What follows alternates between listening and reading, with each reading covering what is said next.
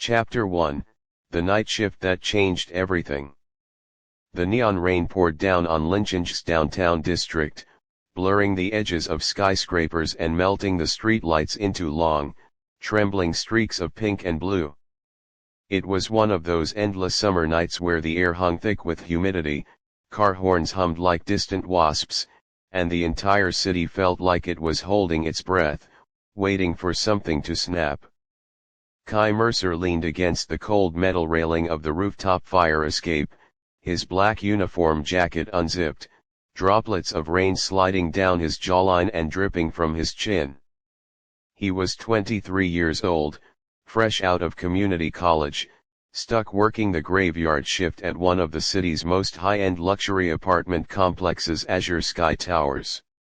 To everyone who knew him, he was just another ordinary night security guard, quiet, reserved, perpetually tired, with no family wealth, no powerful connections, and no future worth mentioning. On paper, Kai Mercer was nobody. Beneath the surface, he had spent the last 3 years waiting to die. A faint, cold throbbing pulse steadily beneath his sternum, a sensation he had learned to endure without flinching. Most days, it felt like someone had buried a shard of ice inside his chest, slow and insidious, spreading frost through his veins whenever the night grew dark and the city grew quiet. Doctors had never found anything wrong with him. Blood tests, scans, examinations, all perfectly normal. They'd called it chronic stress, anxiety, a psychosomatic condition born from years of loneliness and overwork. Kai knew better. It was a curse. A family legacy no one in his generation was supposed to inherit. The Mercer line had been broken for nearly a century, erased from history, their old secrets buried beneath concrete and steel in modern Linkhung. His grandfather had warned him before he died, the hidden veins did not die with time. They slept. And when they woke, they demanded payment in blood. A sharp static crackled in Kai's earpiece, pulling him back to the present moment. Unit 4, check the west parking garage. Motion sensors tripped on level 3. No camera feed. The dispatcher's voice was flat, robotic, exhausted from hours of overnight shifts. Probably just a stray cat or a blown fuse. Standard sweep. Kai exhaled slowly, his breath fogging in the damp night air. Copy. Heading over now. He pushed off the railing, his boots thudding lightly against the wet metal steps as he descended toward the tower's lower levels. The rain intensified, drumming against the rooftop tiles, drowning out the usual city noise. Normally, the luxury complex was silent after midnight. Residents were wealthy, privileged, asleep in their high-rise penthouses, insulated from the grime and chaos of the streets below. Azure Sky Towers was supposed to be safe, pristine, untouchable. But tonight, the air felt wrong. It was colder than it should be, the kind of cold that seeped through clothing and settled straight into the bones, unnatural for a sweltering summer night. The hum of the city's electricity dimmed for a split second, street lights flickering out across the block before flaring back to life. A dog barked somewhere far away, sharp and panicked, before falling abruptly silent, as if someone had cut its voice out mid-cry. Kai's hand tightened suddenly around the flashlight clipped to his belt. The ice in his chest throbbed harder. It was warning him. He crossed the marble lobby, his uniform shoes squeaking against the polished floor, and swiped his security card at the garage access door. The heavy metal door rumbled open, releasing a rush of cold, stagnant air that smelled of damp concrete, motor oil, and something older, faint, metallic, like dried blood hidden beneath layers of grime. The parking garage was dim, only half the fluorescent tubes flickering on overhead. Shadows pooled thick in the corners, stretching long and distorted across empty parking bays. Most residents parked their expensive sports cars and SUVs on the upper levels. Level 3 was mostly abandoned after midnight, reserved for staff and rarely visited. Kai switched on his flashlight. The beam cut through the misty darkness, sweeping slowly across concrete pillars, parked maintenance vehicles, and shadowed recesses. "Hello," his voice echoed hollowly. "This is tower security. Anyone down here?" No answer. Only the distant drip of water and the faint creak of settling infrastructure. He took another step forward, and that was when he saw it. Beneath the central support pillar, right in the middle of the empty aisle, lay a single black feather. It was pitch black, glossy, untouched by rain or dust, floating slightly above the concrete floor as if suspended by invisible threads. No birds nested in the garage. No birds flew this high into the secured tower complex. It was impossible. Kai's breath caught. The old stories his grandfather had whispered to him as a child flooded back in an instant, unbidden and sharp. Black feathers. Omen of the veins. The curse was waking up. Before he could process the thought, a soft, gentle voice sounded directly behind him, so close the breath brushed the back of his neck. "You can see it, can't you?" Kai spun around instantly, flashlight snapping forward, muscles tensing. His reflexes were honed from years of late-night patrols and self-defense training, but in that moment, his body froze entirely. A girl stood 10 feet away, barefoot on the wet concrete floor. She looked no older than 20, with long silver-white hair that fell loose over her shoulders, pale skin like moonlight porcelain, and eyes the color of frozen starlight, pale, luminous blue, unblinking and ancient. She wore a simple white dress that did not stain or wet despite the damp garage air, as if the world itself refused to touch her. She should not exist. No one could have entered the secured garage. No one could have bypassed the tower's dozens of cameras, motion sensors, and locked access points. No one could stand there so calmly, so perfectly out of place, in the middle of the night. Yet she was real. "Who are you?" Kai's voice was steady, despite the cold dread curling through his chest. The girl tilted her head slightly, a faint, sad smile tugging at her lips. "I'm the one who's been watching you wake up, Kai Mercer." She took one slow step forward, and the black feather on the concrete floor lifted higher, spinning in a slow circle before floating toward her palm. "For 3 years, you've carried the dormant vein curse. Tonight, it finally breaks." Kai's fingers tightened around his flashlight until his knuckles whitened. "What do you know about the curse?" "I know everything." Her starlight eyes locked directly onto his, piercing through every layer of his pretense, every ordinary lie he'd lived behind for years. "You think you're sick. You think you're broken. You think you're just another poor kid stuck in a dead-end life. But you're wrong. You're the last Mercer heir. The last bearer of the hidden veins in the city." The throbbing in Kai's chest exploded outward. Pain burned through his veins like liquid ice, sharp and searing, spreading from his chest down through his arms and legs. He staggered backward, gritting his teeth to hold back a gasp, his vision flickering at the edges. For 3 years, the curse had been quiet, a dull ache he could ignore. Now it roared alive, awakening after a century of slumber.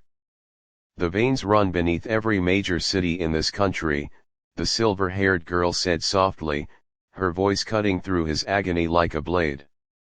"Ancient supernatural roots buried under modern concrete. They feed on human emotion, on chaos, on hidden sin. For generations, your family sealed them away. But the seals are failing. Link Hung is waking up." Kai's breath came ragged. "What does that mean for me?" It means your ordinary life is over.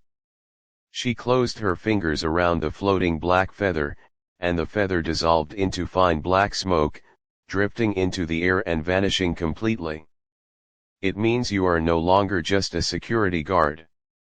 You are a warden. And tonight, the first monster slips through the cracks of the city's forgotten veins. A low, guttural growl rumbled from the deepest shadows of the parking garage. The sound was not human. Not animal. It was something older, hungrier, something that did not belong in the modern world. The fluorescent lights overhead flickered once, twice, then shattered completely. Darkness crashed over the parking garage in an instant. Kai's flashlight beam shook slightly as he aimed it into the endless shadow. And in that darkness, two glowing amber eyes opened. Chapter 2, The First Crack in the Modern World. The creature did not move at first, it simply stood in the deepest shadow, blending perfectly into the void, only those burning amber eyes visible, slitted, predatory, unblinking. The growl rumbled low in its throat, vibrating through the concrete floor, sending a cold tremor up Kai's boots and into his bones. Kai had grown up in the busy, gritty outskirts of Linkhung. He had seen street fights, gang violence, broken homes, and every ugly corner modern city life could offer. But he had never seen anything like this. This was not crime. Not violence. Not human. "What is it?" Kai whispered, his voice barely audible over the creature's low rumble. The silver-haired girl stepped beside him, her posture calm and unafraid, even as the atmosphere of the garage grew heavier and more suffocating by the second. "A shade." She spoke plainly, as if explaining something ordinary. "A minor vein creature. It feeds on fear and loneliness. It slipped through the first broken seal tonight, drawn straight to you." "Why me?" "Because you are the weakest seal now." She glanced sideways at him, her starlight eyes sharp and clear. "Your vein curse was dormant, but it was still holding back the smallest cracks in Linching's barrier. Tonight, your patience broke. Your loneliness peaked. The seal frayed. And it came through." Kai stared into the shadowed darkness, his mind racing to process everything he had just heard. All those years of unexplained pain, all those nights of feeling isolated and haunted, all the strange coincidences he had brushed off as stress or bad luck, none of it was random. He had been guarding a city he never knew existed. The shade moved. It darted forward in a blur of shadow, faster than any natural predator, closing half the distance in a single heartbeat. Kai's instincts flared, and he threw himself sideways, rolling across the wet concrete as the creature slammed into the pillar where he had stood a split second earlier. The concrete crumbled.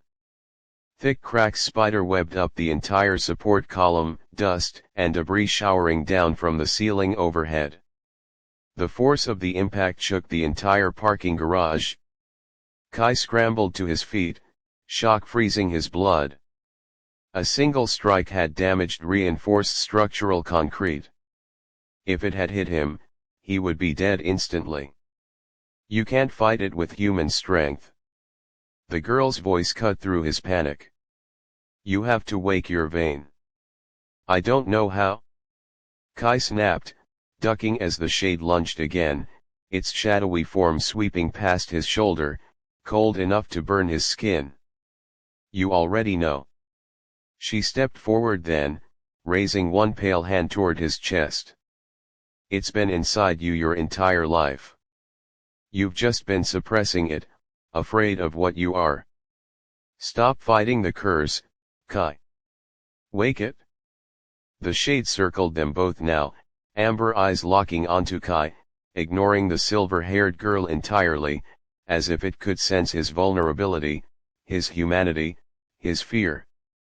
Kai gritted his teeth, closing his eyes for a split second. He focused on the ice buried in his chest, on the throbbing, burning curse he had endured for 3 long years. He stopped pushing it away. He stopped resisting. And he let it rise.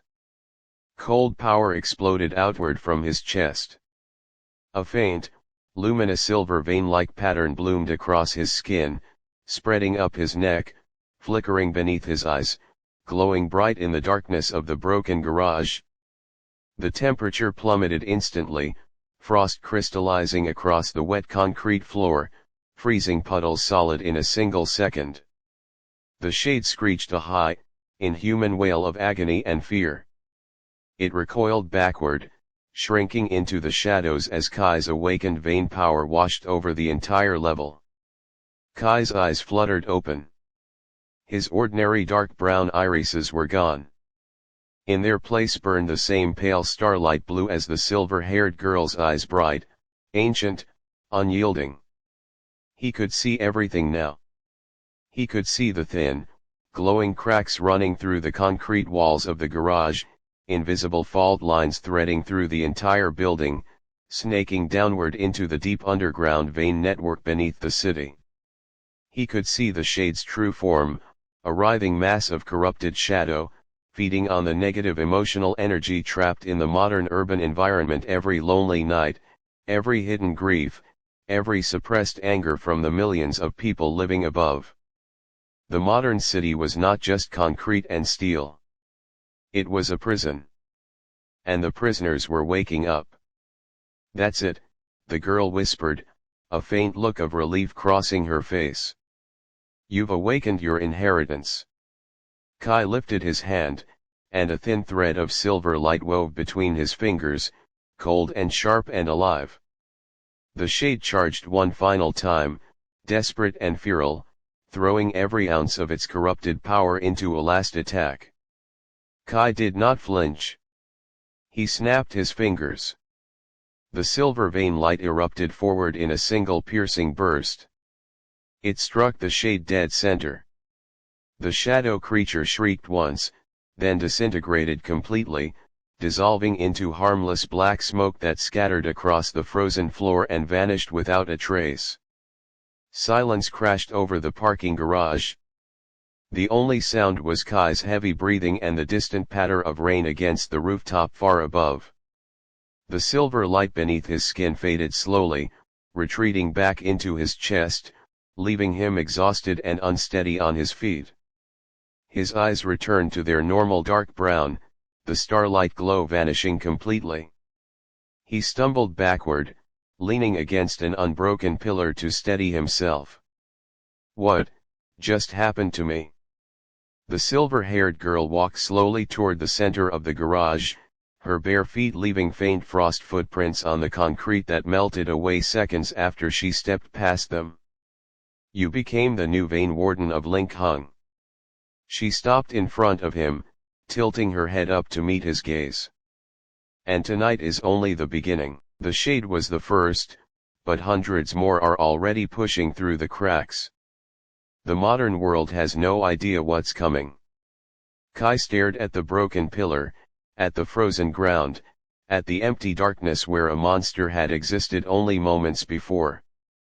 His ordinary life was truly over. The night shift security job, the small rented apartment on the poor side of town, the quiet, forgotten existence he had struggled to maintain for years, none of it mattered anymore. He now stood between the modern city and the ancient supernatural darkness hidden beneath its streets. "What's your name?" Kai asked suddenly. The girl smiled softly. "Luna."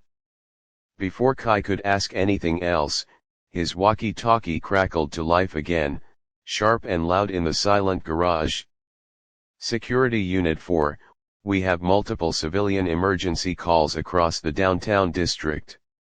Reports of strange shadows, power surges, and 3 missing persons in the last 10 minutes. All sensors are failing citywide.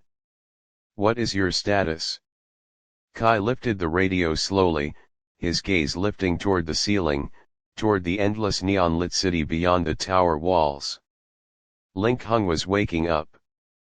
And he was the only one who could see the darkness rising. Chapter 3, Citywide Fracture. Kai pressed the talk button on his walkie-talkie, his thumb hovering slightly unsteady over the plastic. His body still hummed with the aftershock of vein power, cold residual energy threading through his muscles, leaving him simultaneously drained and hyper-aware of every tiny detail around him. The damp chill of the garage no longer felt like ordinary winter cold, it felt like the breath of the underground veins, coiling just beneath the concrete, waiting to surge upward. "Unit 4 is secure," he replied, his voice steady and controlled, masking the chaos that had just unfolded. "Minor equipment malfunction on level 3. No structural damage, no civilian hazards. I'm clearing the area and patrolling the perimeter." It was a lie, the first of many he knew he would have to tell from this night onward. The dispatcher on the other end exhaled a long, stressed breath, the sound of frantic keyboard clacking audible in the background of the call. "Copy that. You're lucky. Downtown's falling apart. Traffic lights dead, subway tunnels reporting unexplained shadow movements, residential towers losing power block by block. Police are swamped with paranormal sightings. They're writing it off as mass hysteria and storm damage, but the calls won't stop." Kai's gaze flicked to Luna, who stood motionless in the center of the frozen garage floor, her starlight eyes fixed on the ground beneath their feet. Her expression was no longer soft or faintly sad. It was sharp, alert, lined with a quiet urgency that sent a fresh prickle of dread down Kai's spine. "Mass hysteria," Luna murmured, her voice carrying easily over the static of the radio. "The easiest explanation for a world that refuses to believe in what it cannot see. Humans have always feared the unknown, and they will always bury it under logic and denial until it drowns them." Kai ended the radio call without another word, clipping the device back to his utility belt. He took a slow step forward, his boots crunching faintly over thin layers of frost that still coated the concrete. "What's happening exactly?" he asked, his tone low and serious. "You said the seals are failing. How fast is this spreading?" Luna knelt down, her pale fingers brushing lightly over the frozen ground. The frost melted away beneath her touch, revealing a thin, glowing silver crack etched into the concrete so fine it was invisible to the naked eye, blazing bright only to Kai's newly awakened vein sight. "The Mercer seals were layered across the entire city a century ago," she explained, her voice crisp and factual, reciting a history that had been erased from every textbook, every archive, every public record in Linkhung. "Your ancestors wove their own life force into the bedrock, binding the chaotic vein energy beneath the urban basin. Each generation of Mercers maintained the barriers, feeding small amounts of their blood and will into the seals to keep the darkness dormant. Until my family died out," Kai said quietly. "Until your grandfather was the last to hold the duty," Luna corrected, standing upright again. "He sealed the final major breach 90 years ago, but he was dying. He could not sustain the barriers forever. He passed the dormant vein inheritance to you as an infant, locking it away in your chest to keep you safe until the day the seals began to crumble completely." Kai thought back to his childhood, to the old wooden box his grandfather had left him before his death, filled with handwritten journals, faded ink sketches of strange shadow creatures, and fragmented notes about veins, wardens, and hidden city secrets. He had thought it was the rambling of a lonely, elderly man with a fading mind. Now every word burned true in his memory.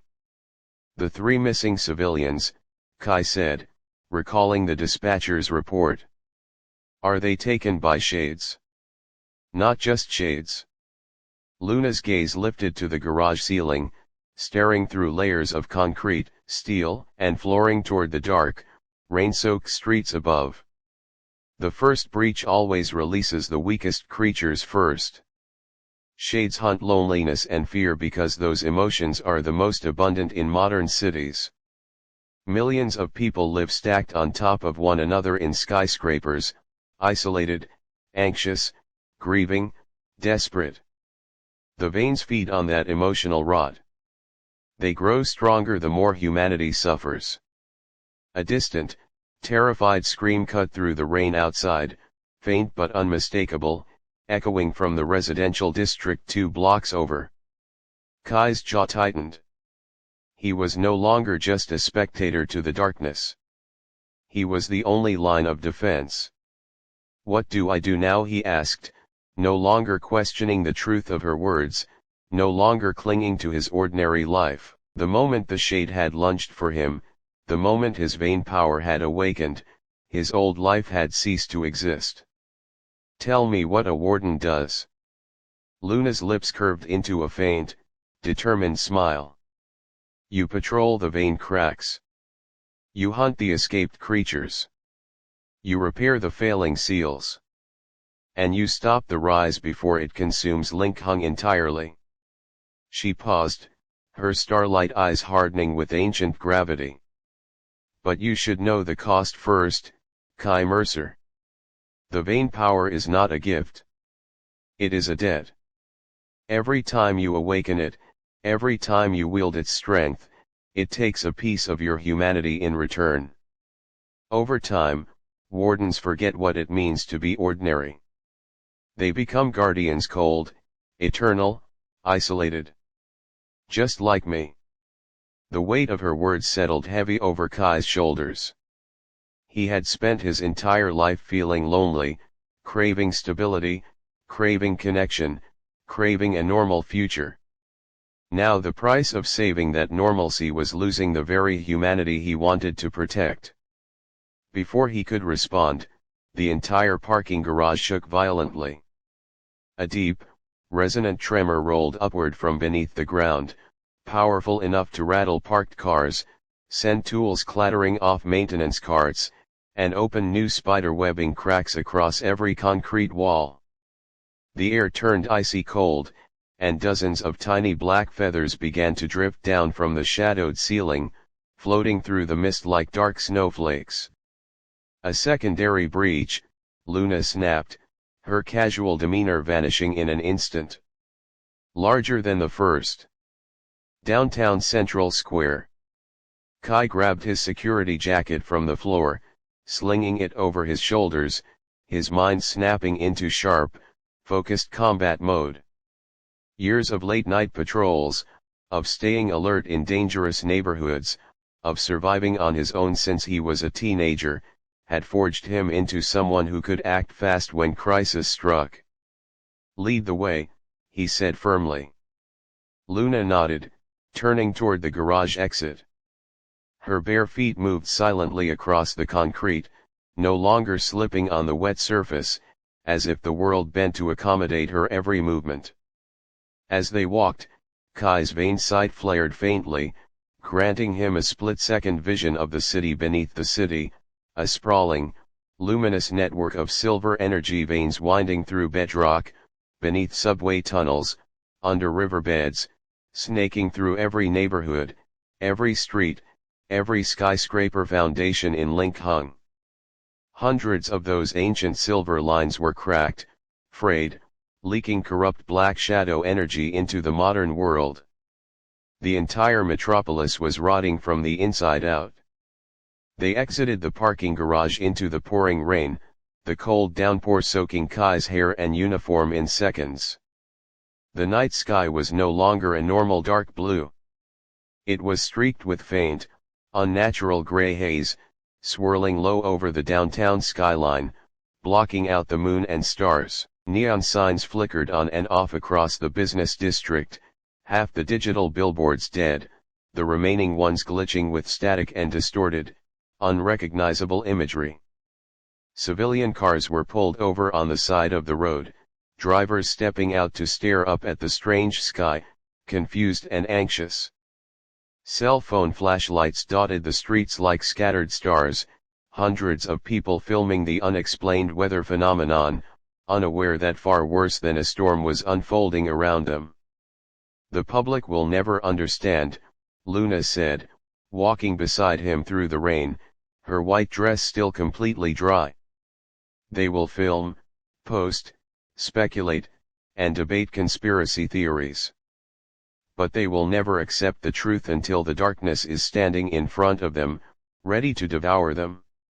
Kai's eyes scanned the streets, his newly enhanced senses picking up every faint shadow movement, every unnatural cold spot, every subtle ripple in the air that marked vein activity. He could feel dozens of minor shades lurking in alleyways, hiding in building shadows, clinging to the undersides of bridges, feeding on the growing panic of the city's residents. "There are too many," Kai muttered, a flicker of helplessness stirring in his chest. "I can't fight all of them alone." "You won't have to," Luna replied. "The vein chooses its wardens for a reason. Your power grows with every breach you seal, every creature you eliminate. The more you fight, the stronger you become. But you must be careful, corruption spreads both ways. If you let fear or anger fuel your power, the vein will twist you into something worse than the shades you hunt." They turned the corner onto Central Square Boulevard, and Kai's breath caught in his throat. The entire city square was plunged into total darkness.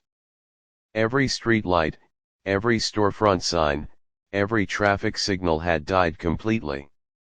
The only light came from the flickering cell phones of terrified civilians huddled at the edges of the plaza, their whispers growing louder and more panicked by the second. In the absolute center of the square, a massive, swirling vortex of black shadow hovered 10 feet above the pavement, pulsing with slow, hungry energy. Tendrils of dark smoke snaked outward from the vortex, wrapping around lamp posts, crawling up the sides of office buildings, seeping into the open doorways of late-night convenience stores and cafe shops. Every surface the shadow touched turned cold, gray, lifeless, the vibrant color of the urban world draining away entirely. And emerging from the vortex were not just small shades. Tall, humanoid shadow figures stepped out of the darkness, their bodies made of writhing smoke and ash, their heads featureless save for pairs of glowing amber eyes identical to the first creature Kai had slain. They moved slower than the minor shades, but they were larger, stronger, exuding a thick oppressive aura that made the air difficult to breathe. "Greater shades," Luna said grimly. "Second-tier vein spawn. They don't just feed on fear, they feed on life force." The 3 missing civilians were taken by these. They dragged their victims back into the vein tunnels to feed the core corruption. One of the greater shades turned its featureless head toward the crowd of civilians. A low, rumbling growl rolled across the silent square. The crowd froze, every phone light trembling. No one could see the shadow creatures. No one could hear the growl. To every ordinary person present, the square was just a dark, powerless zone with unexplainable cold air. But the civilians could feel the dread creeping into their bones. They could feel death watching them. "We have to move now," Kai said, stepping forward into the empty, dark square, rain pouring over his face. "Before they realize they can hunt openly." Luna stepped in front of him, raising one pale hand. A thin wall of silver light erupted between them and the shadow vortex, invisible to civilians but blazing bright against the darkness. "Wait. You need to learn control first. Your last awakening was instinctual. This time, you will wield the vein power intentionally. Breathe. Focus. Do not let the emotion of the moment override your discipline." Kai closed his eyes, inhaling deeply through his nose, pushing aside the panic, the urgency, the weight of responsibility crashing over him. He centered himself, reaching inward to the cold, dormant power locked in his chest. This time, he did not force it awake. He guided it.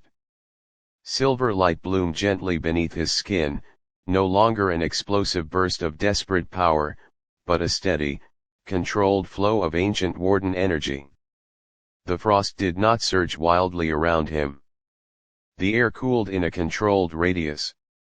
His eyes flared open, starlight blue sharp and clear, his vision sharpening to an impossible degree. He saw the exact weak point in every greater shade's shadow form. He saw the precise fractures in the central vortex seal.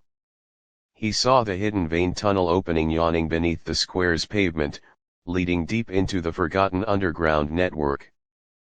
"Perfect," Luna whispered. Kai lifted both hands forward, palms open, and wove the silver vein light into thin, sharp luminous blades. The greater shades charged. Chapter 4, Warden's First Hunt. The three greater shades moved in perfect unison, gliding across the wet pavement without touching the ground, their shadowy forms stretching taller with every step.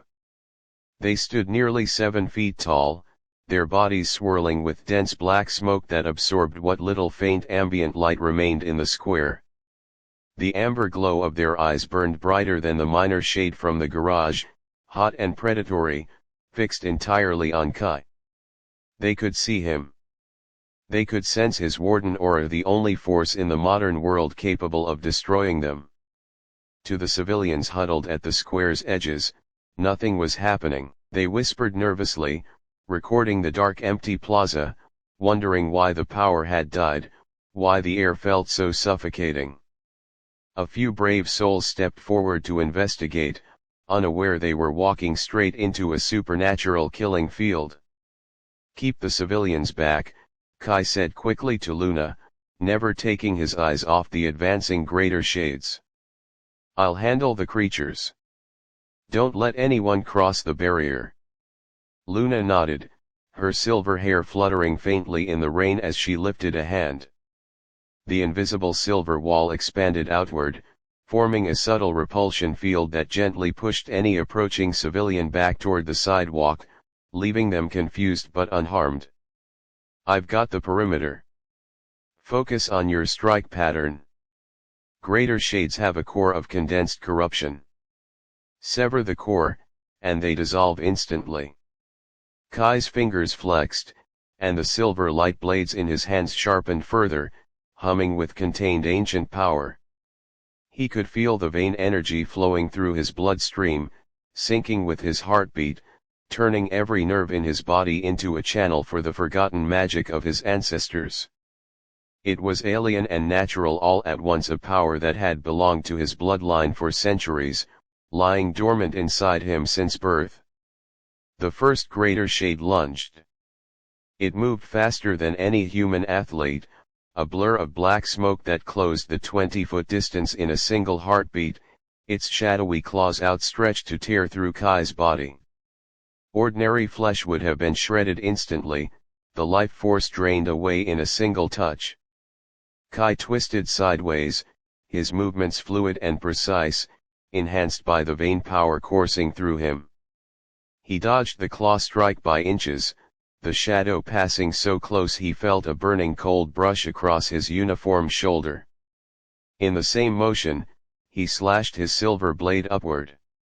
The luminous silver light cut clean through the shade's shadow torso. A high, pained screech tore through the night, inhuman and deafening, echoing across the empty square. The greater shade staggered backward, its body flickering and destabilizing, black smoke billowing outward as its core corruption fractured. Kai did not hesitate. He darted forward, closing the gap in an instant, and drove a second concentrated burst of vein light directly into the creature's flickering amber core. The greater shade exploded into black ash. It vanished completely, leaving no trace behind, not smoke, no residue, no lingering energy.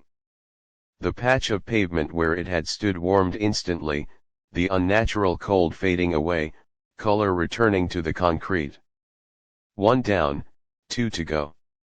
The remaining 2 greater shades hesitated, their ember eyes flashing with primitive fear. They were supernatural predators, born from the chaos of the hidden veins, unaccustomed to resistance, unaccustomed to being hunted. For a century, the wardens had vanished, leaving their kind free to slumber beneath the city, growing stronger on human suffering. Now a warden stood before them, young and untrained but wielding the pure, ancestral light that could erase them entirely. They split apart, circling Kai from opposite sides, attempting to flank him. Kai's vein sight flared, tracking both creatures simultaneously, his perception of time slowing slightly under the influence of his awakened power. He could see every subtle shift in their shadow forms, every telltale movement before they struck.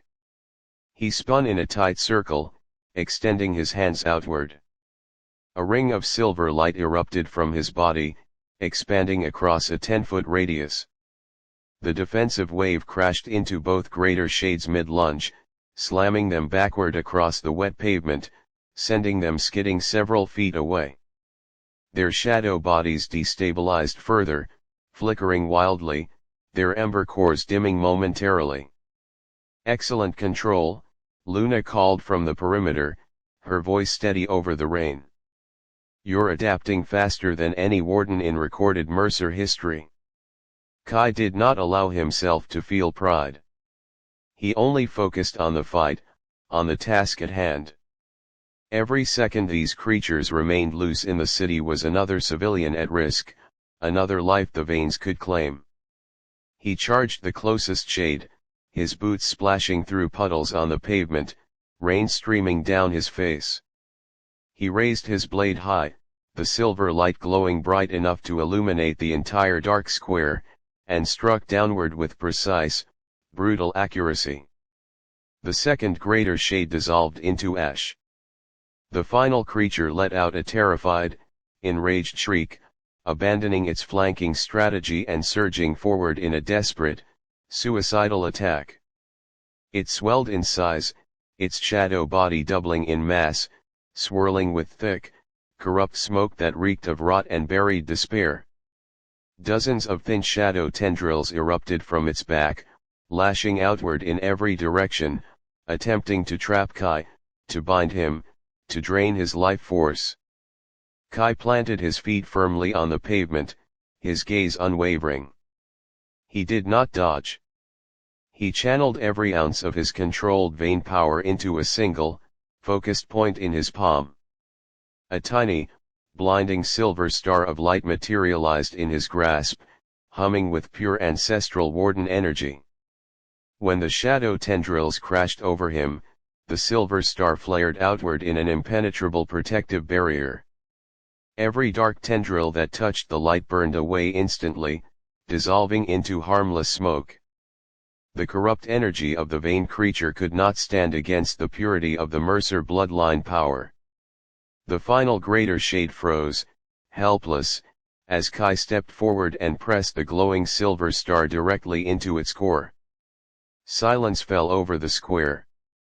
Then the last of the shadow creatures vanished completely. The oppressive cold lifted instantly. The swirling black vortex in the center of the square shrank inward, collapsing on itself, the dark smoke retreating back into the underground crack beneath the pavement. One by one, the street lights flickered back to life. Storefront signs blazed bright, traffic signals resumed their normal cycles, and the digital billboards rebooted, casting vibrant neon color back over the rain-slicked plaza. The crowd of civilians murmured in confused relief, cheering softly as power restored itself across the district. To them, it was just a brief, violent storm blackout, nothing more. They had no idea a supernatural battle had just saved every single one of their lives. Kai stood motionless in the center of the square, his chest heaving, the silver light fading from his skin and eyes. Exhaustion crashed over him in heavy waves, his legs growing weak, his vision blurring at the edges. The cost of wielding vein power hit him all at once: drained stamina, a faint hollow ache in his chest, a subtle numbness in his fingers that lingered long after the power faded. Luna walked across the restored pavement to stand beside him, her gaze softening as she watched him sway slightly on his feet. "You paid the price," she said quietly. "Every warden does. That exhaustion is the vein taking its toll on your mortal body. The more power you wield, the more it erodes your human limits." Kai shook his head, forcing himself to stand straight, ignoring the fatigue burning through his muscles. "It's worth it. If I can stop these things from hurting people, the cost is fine." Luna stared at him for a long moment, her ancient starlight eyes reading every layer of his resolve, every hidden fear, every quiet hope in his heart. "You are different from the old wardens," she said finally. "They fought out of duty, out of blood oath, out of obligation. You fight out of kindness. That kindness will be your greatest strength and your greatest weakness." Kai opened his mouth to ask what she meant, but his walkie-talkie blared to life again, louder and more frantic than before. All units, all units. Multiple structural anomalies citywide. Reports of shadow phenomena in the West Industrial District, North Residential Heights, and Riverside Harbor. We have confirmed missing persons rising to 14 casualties. Police dispatch is overwhelmed, fire department responding to unknown structural failures. All security personnel report to emergency staging zones immediately. Kai's head lifted, his gaze sweeping across the sprawling neon skyline of Linkhung, stretching for miles in every direction. The central square breach had been sealed. But the entire city was breaking open. The first battle was over. The war had only just begun. Chapter 5, The Warden's Burden. The rain slowed to a fine mist, hanging in the air like a translucent veil over the illuminated city square. The last of the civilian onlookers dispersed, returning to their homes and apartments, chattering about the strange power outage, filming final clips of the cleared sky, completely oblivious to the supernatural catastrophe that loomed over their modern lives. Kai stared out at the endless expanse of Lincheng's urban sprawl, the thousands of high-rise towers, the winding highway networks, the glowing commercial districts stretching to the horizon. Every inch of that city was built atop the ancient hidden veins his ancestors had sworn to protect. Every neighborhood held hidden cracks, dormant breaches, lurking shadow creatures waiting to break free. 14 missing persons. The number echoed in his head, heavy and unshakable. 14 people had vanished into the vein tunnels before he had even awakened his power, before he had known the truth of his legacy. 14 lives lost to a darkness the modern world refused to acknowledge. "Can we save them?" Kai asked quietly, his voice tight with suppressed urgency. "The missing civilians. Are they still alive down there?" Luna's expression faltered, the faint hope in her starlight eyes dimming slightly. She shook her head slowly, her tone gentle but unflinchingly honest. "Greater shades do not keep their victims alive for long. They drain life force rapidly to feed the core corruption in the vein tunnels. After 30 minutes of abduction, there is almost never anything left to save." She paused, placing a soft hand on his shoulder, her touch warm and human despite her ancient, otherworldly nature. "This is the Warden's burden, Kai. You will arrive too late more often than you arrive in time. You will save hundreds, thousands, but you will lose many more. Grief cannot cloud your judgment. Regret cannot slow your blade." Kai knew she was right. Emotion was a luxury he could no longer afford. As an ordinary man, he could grieve, he could hesitate, he could feel helpless. As Lincheng's warden, he had to act, to fight, to keep moving forward no matter how many losses he endured. But knowing the truth did not make the weight any lighter. "Tell me everything," he said, turning to face her fully, his resolve hardening into unbreakable determination. Tell me the full history of the hidden veins, the Mercer wardens, the creatures, the seals. Tell me every rule, every weakness, every secret I need to know to protect the city. No more partial answers. No more half-truths. Luna nodded, stepping back to stand beside him as they watched the city wake fully from the night's first breach. The distant hum of traffic returned, the bustle of late-night restaurants and 24-hour convenience stores resumed, ordinary life continuing blindly atop supernatural ruin. The hidden veins are not native to this world, she began, her voice steady and authoritative, recounting millennia of forgotten history. They are extra-dimensional rifts, thin points where the boundary between mortal reality and the shadow realm overlaps.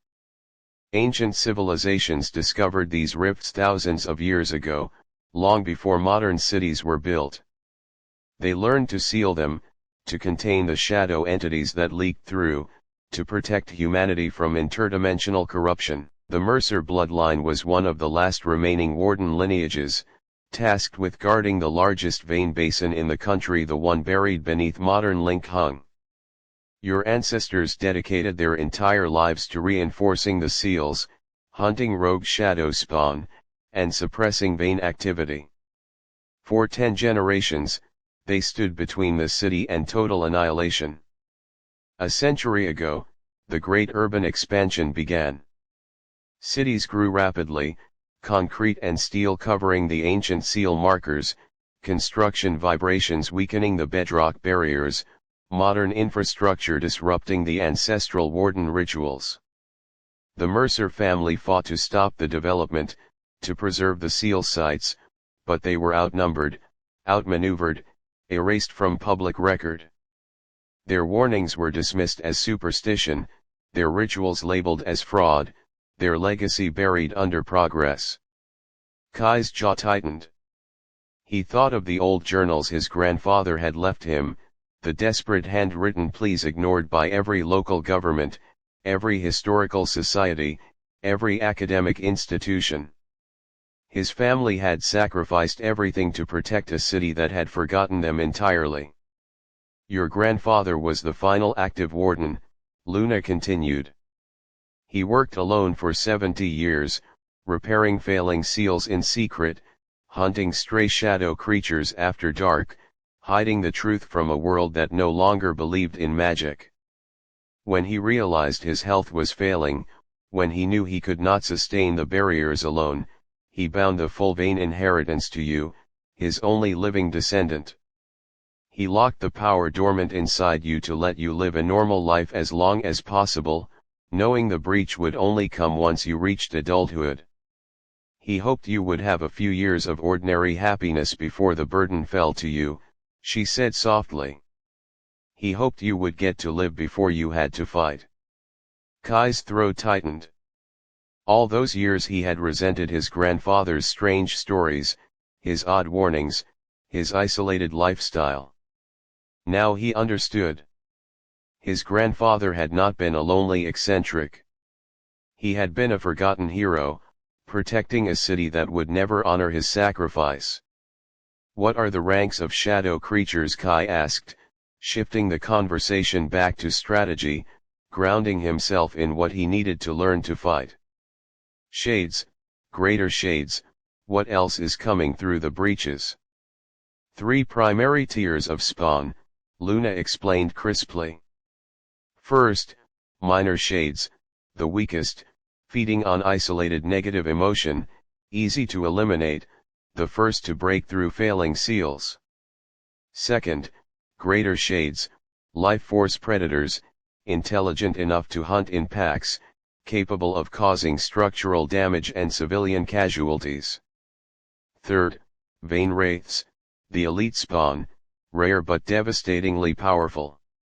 They possess fragmented intelligence, can manipulate shadow terrain, and can even hide themselves from Warden's sight temporarily. Beneath the wraiths lie the ancient entities, the true rulers of the shadow realm. They remain trapped in the deepest vein rifts, sealed by the original ancestral wardens. If the modern seals fail completely, if the layered barriers collapse entirely, those entities will rise. And no single warden, no single bloodline, will be able to stop them. Kai's fingers curled into tight fists at his sides. The stakes were far higher than he had imagined. This was not just a city-wide supernatural infestation. It was a potential apocalypse, brewing silently beneath the streets of modern Linkhung. "What about you?" Kai asked, turning to study her. "You have the same starlight vein power as me. You know the full history, the full rules. Who are you, exactly?" "Another warden." Luna fell silent for a long moment, her gaze drifting upward to the misty night sky, her expression unreadable, ancient, and lonely beyond measure. "I am the seal spirit," she said finally. "I was bound to the Linkhung vein basin when the first Mercer warden laid the original barriers thousands of years ago. I am the guardian of the seals, the observer of the wardens, the witness to every battle, every loss, every sacrifice your bloodline has made. I do not age. I do not die. I do not belong to the mortal world or the shadow realm. I exist only to maintain the balance until the balance breaks." "You've watched my family for thousands of years," Kai murmured in realization. "I have watched every warden rise and fall," Luna confirmed. "I have stood beside your ancestors in every dark hour. I have watched them grow old, grow tired, grow bitter from endless sacrifice. I have watched them die for a city that never knew their names." She turned back to him, her starlight eyes steady and sincere. "And now I watch you." Before Kai could respond, a sharp, violent tremor shook the ground again, stronger than any previous aftershock. This one originated in the far west industrial district, distant but powerful enough to rattle windows across the entire downtown core. A faint plume of black smoke erupted into the night sky on the western horizon, rising high above the factory rooftops, twisting into a massive ominous cloud. A new major breach had opened. And this one was far larger than the square or garage fractures. "Industrial district," Luna said immediately, her tone sharpening with urgency. "Abandoned factory zone, built directly atop one of the oldest primary vein rifts in the city. The seal there was already critically weakened by decades of heavy industrial pollution and construction vibration. This tremor means it's fully compromised." Kai adjusted his security belt, tightening the straps, resetting his posture into full combat readiness. The exhaustion in his body faded, overridden by sharp, focused adrenaline. Rest would come later. Survival would come later. Saving people came first.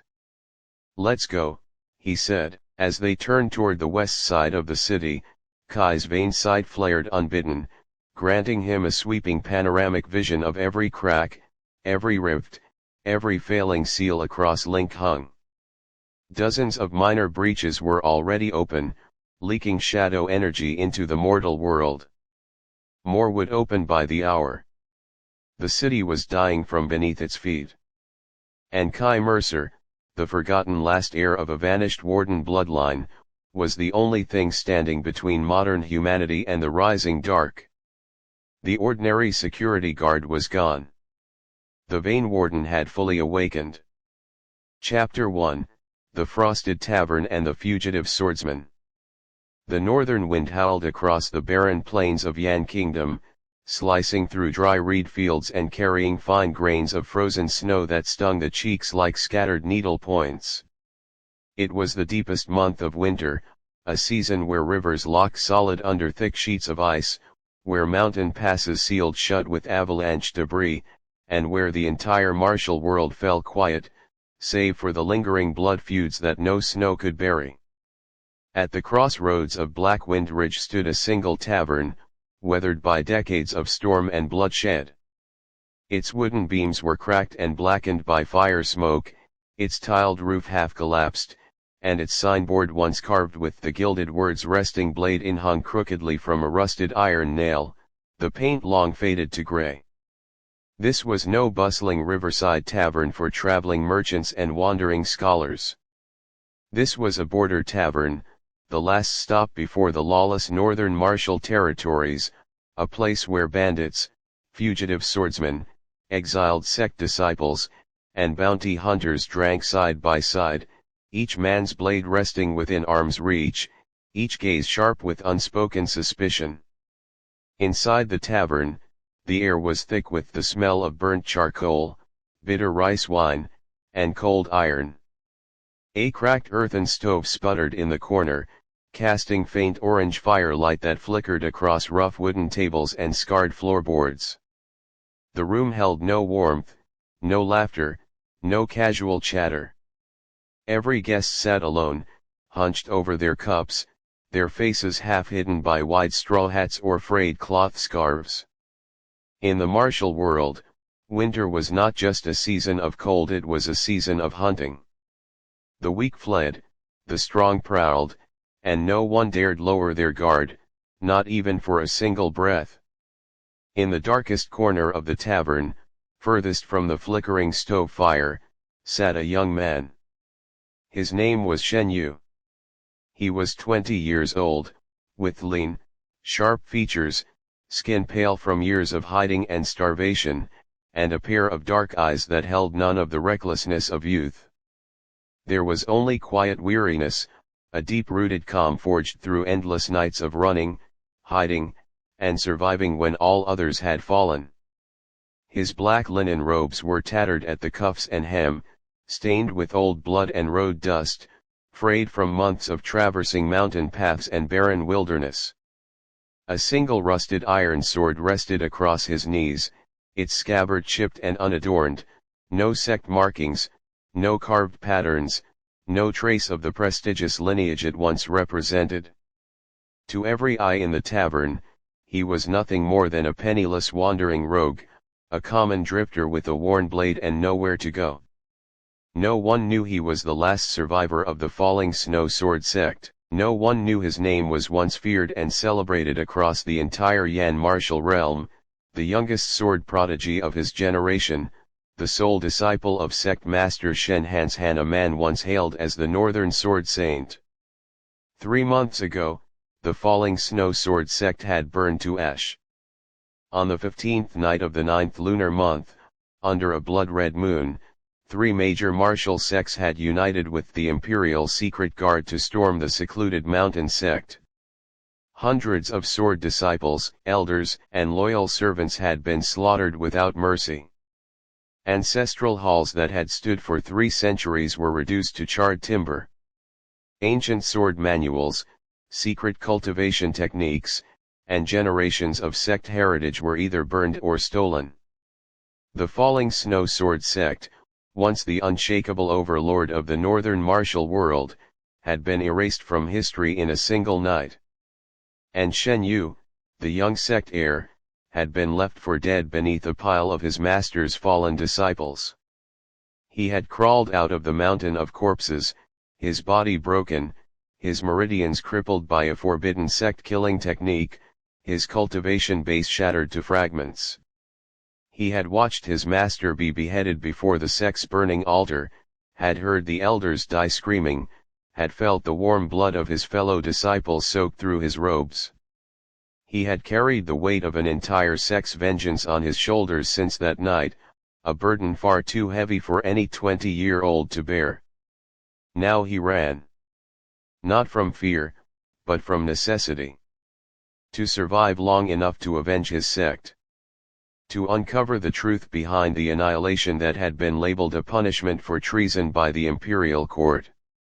The imperial decree had spread across the entire kingdom within days. The Falling Snow Sword sect colluded with northern barbarian tribes, plotted treason against the Yan throne, and deserved total extermination. All surviving disciples were condemned as fugitives, wanted dead or alive, their heads priced with 300 taels of silver each. It was a lie. A cold, calculated lie woven by powerful hands in the shadows of the capital. Shen Yu lifted his chipped ceramic cup, taking a slow sip of bitter, watered-down rice wine. The liquid burned faintly down his throat, but it could not touch the endless cold in his chest. His crippled meridians throbbed constantly, a dull, aching pain that reminded him every second of what he had lost. Once, he had cultivated the falling snow sword chi to the fourth realm, a prodigy who could outfight disciples twice his age. Now, he could barely summon a wisp of sword energy. His powerful techniques were locked away behind broken meridians, his strength reduced to that of an ordinary low-level martial artist. He was a tiger with broken claws, a sword saint's heir stripped of his blade. Yet still, he lived.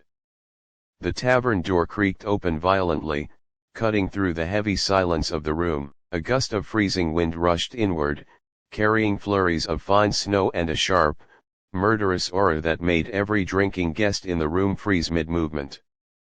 The fire in the stove sputtered, dimming to a faint flicker.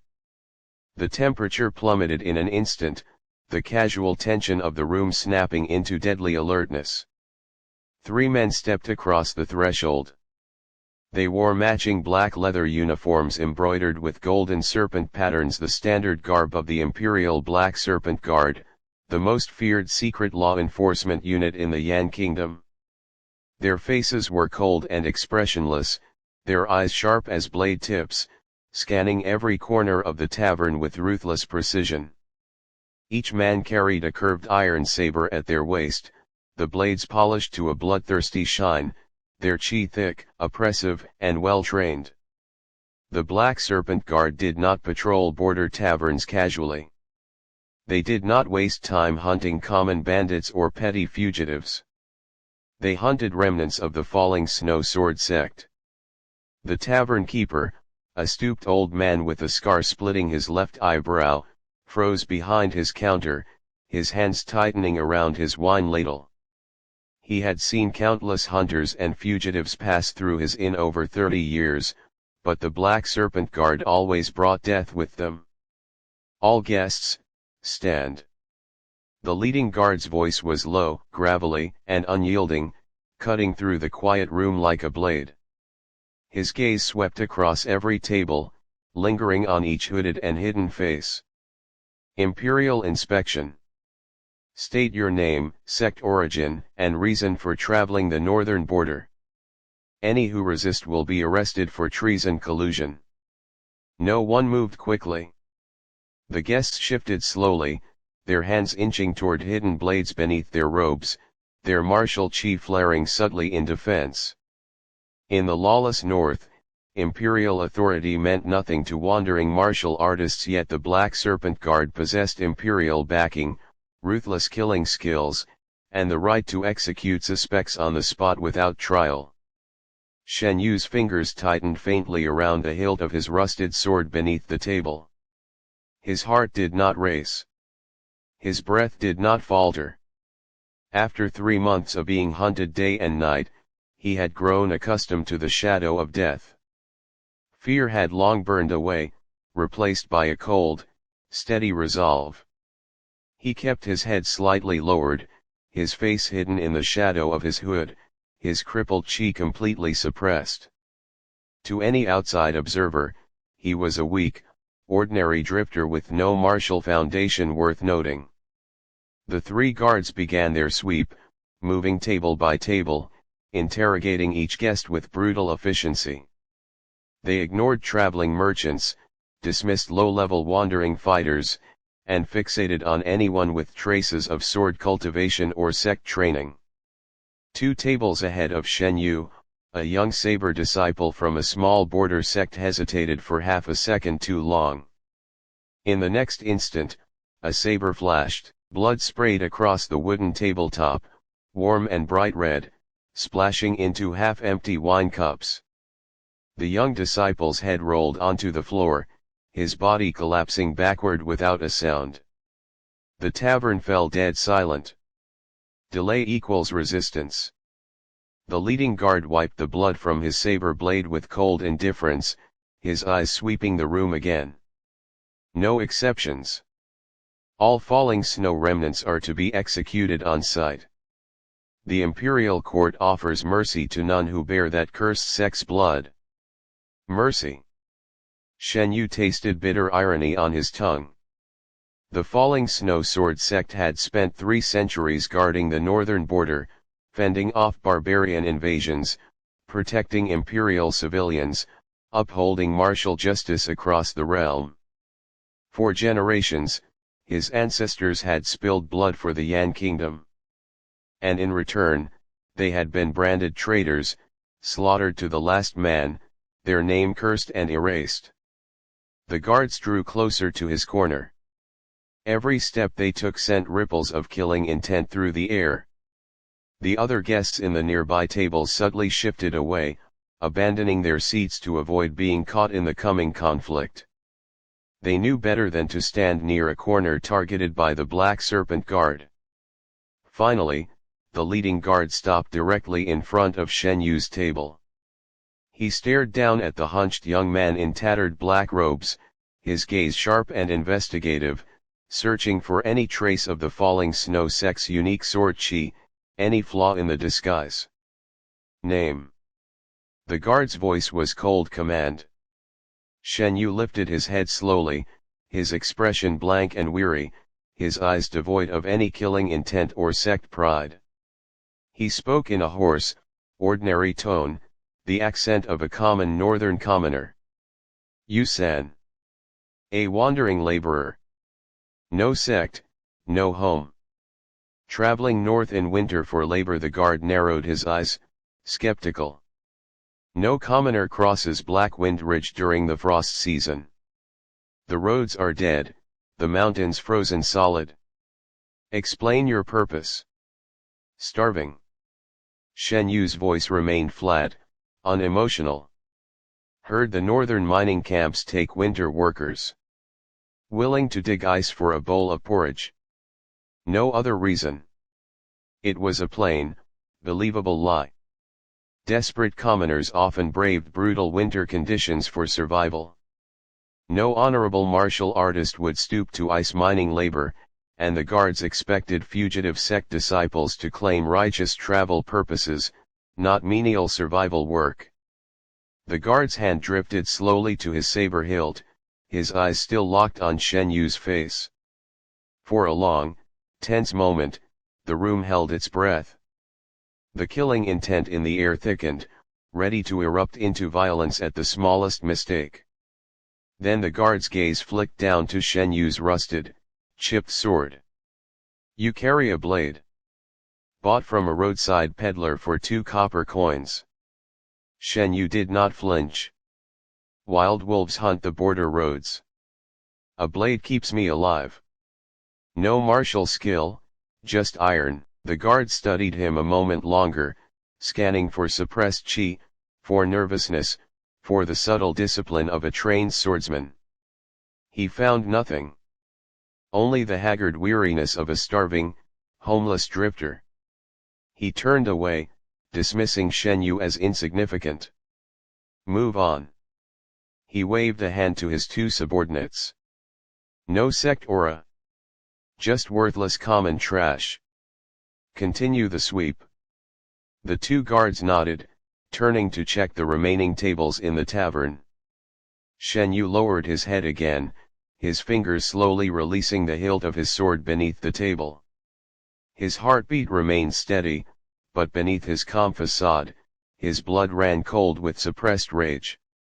Worthless common trash. The heir of the falling snow sword sect, the Northern Sword Saint's final disciple, reduced to worthless trash by the very empire his family had protected for centuries.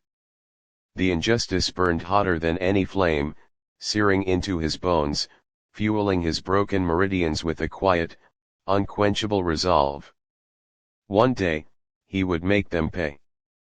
One day, he would uncover the truth, restore his sect's name, and wash the blood debt of 300 fallen disciples with the blood of the conspirators. Before the guards finished their sweep and departed, a new voice cut through the tavern's tense silence, clear, calm, and faintly mocking, carrying a subtle undercurrent of sharp martial chi that made every trained ear in the room twitch. 3 Black Serpent Guards, terrorizing a border tavern, killing innocent wanderers, and missing the real fugitive sitting right beneath your noses. The words landed like a stone dropped into still water. Every head in the tavern snapped toward the source of the voice. From the far side of the room, a young woman stood slowly from her table. She wore a plain indigo linen dress, unadorned by sect embroidery or noble patterns, her long black hair tied neatly in a simple cotton ribbon. She appeared no older than 18, with delicate, elegant features and bright, intelligent eyes that held a sharp, unyielding clarity. A slender, refined jade sword hung at her waist, its scabbard carved with faint cloud patterns, a weapon of exquisite craftsmanship far too fine for a border tavern drifter. Her cultivation aura was restrained, subtle, impossible to pinpoint, but every martial artist in the room could feel it, clean, pure, and profoundly deep, belonging to a top-tier inner sect disciple of a major martial power. The leading Black Serpent Guard spun around instantly, his saber sliding half out of its sheath with a sharp metallic ring, killing intent flaring to life. "Insolent girl! You dare insult Imperial Guards? State your sect and name at once." The young woman smiled faintly, her gaze sweeping past the furious guards to lock directly onto Shen Yu's hidden corner. "I don't need to state my name." Her tone was calm, unafraid of the imperial authority looming before her. "You only need to know one thing: the man sitting in that dark corner is not a wandering laborer. He is Shen Yu, the last surviving heir of the Falling Snow Sword sect." The air in the tavern froze solid. The 3 Black Serpent Guards' eyes widened in shock and savage delight. Their killing intent exploded outward, filling the entire room with suffocating, murderous pressure. Shen Yu's eyes lifted sharply, locking onto the young woman's face, his mind racing. He did not know her. He had never seen her in his sect, never heard of her in the northern martial circles. Yet she knew his name. She knew his identity. She had exposed him deliberately. "Seize him!" The leading guard roared, drawing his saber fully from its sheath, the blade glinting with cold firelight. 300 tael bounty. Alive or dead. Kill anyone who dares interfere. The 2 subordinate guards charged forward instantly, their sabers raised, rushing toward Shen Yu's corner with ruthless killing speed. Shen Yu stood slowly from his table, his movements calm and unrushed despite the incoming deadly attack.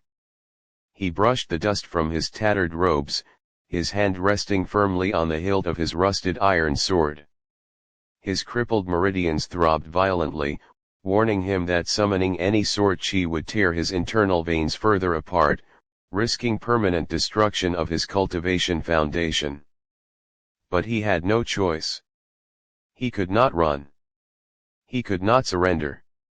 A Falling Snow swordsman died with his blade in hand, never on his knees. As the 2 sabers slashed toward his chest, Shen Yu's eyes sharpened into cold slits. He drew his rusted sword in a single, blurred motion. No magnificent sword light erupted. No powerful chi shockwave exploded outward. Only a thin, precise streak of gray steel, moving faster than the eye could follow. A technique stripped of all flourish, all grandeur, all wasted movement, the pure, condensed essence of Falling Snow swordsmanship. The sound of clashing metal rang out like thunder in the small tavern. The 2 Black Serpent sabers shattered into broken shards of iron. The 2 subordinate guards froze in place, their eyes wide with disbelief, before twin streaks of blood bloomed on their throats. They collapsed to the floor, dead before they hit the wood. The entire tavern fell into absolute, stunned silence. The leading Black Serpent Guard stared at the corpses of his subordinates, his face twisting with rage and shock. He had witnessed the falling snow sword sect's techniques during the sect annihilation night. He recognized that precise, fatal blade work instantly. It was real. The fugitive was indeed Shen Yu. Bastard traitor! The guard roared, charging forward alone, his saber whirling into a brutal imperial saber technique, black chi swirling around his blade. I will take your head myself and present it to the imperial prime minister. Shen Yu did not retreat. He stepped forward to meet the charge, his rusted sword held steady in his hand, his broken meridians screaming in agony as he forced the last wisp of his dormant sword chi into the blade. The sword of a fallen sect, wielded by a broken heir, against the full might of the Imperial Guard. The final battle of the Winter Tavern had begun. Chapter 2, The Jade Sword Stranger and the Hidden Truth. The Imperial saber swept downward in a violent, arc-shaped slash, thick black martial chi coiling around the sharp steel edge. The Black Serpent Guard's cultivation stood firmly at the late refining realm, a seasoned fighter tempered by countless manhunts and battlefield killings. His strikes were ruthless, brutal, and designed to overwhelm opponents with sheer ferocity, lacking the elegant discipline of orthodox sect swordsmanship but brimming with lethal practicality. The saber wind howled as it descended toward Shen Yu's skull, sharp enough to split bone and cleave flesh in a single blow. The surrounding tavern tables shuddered under the pressure of the unleashed chi, wooden cups sliding across tabletops and crashing to the floor. Every watching guest held their breath, certain the fugitive young swordsman would be split in two. Shen Yu's response was minimal, precise, and devastatingly efficient. He twisted his wrist slightly, shifting the angle of his rusted sword, and parried the saber strike not with brute force, but with perfect redirection. The core principle of the falling snow sword style was never to clash power against power, but to flow around strength, to turn an enemy's force against themselves, like snow drifting around stone, like water eroding steel.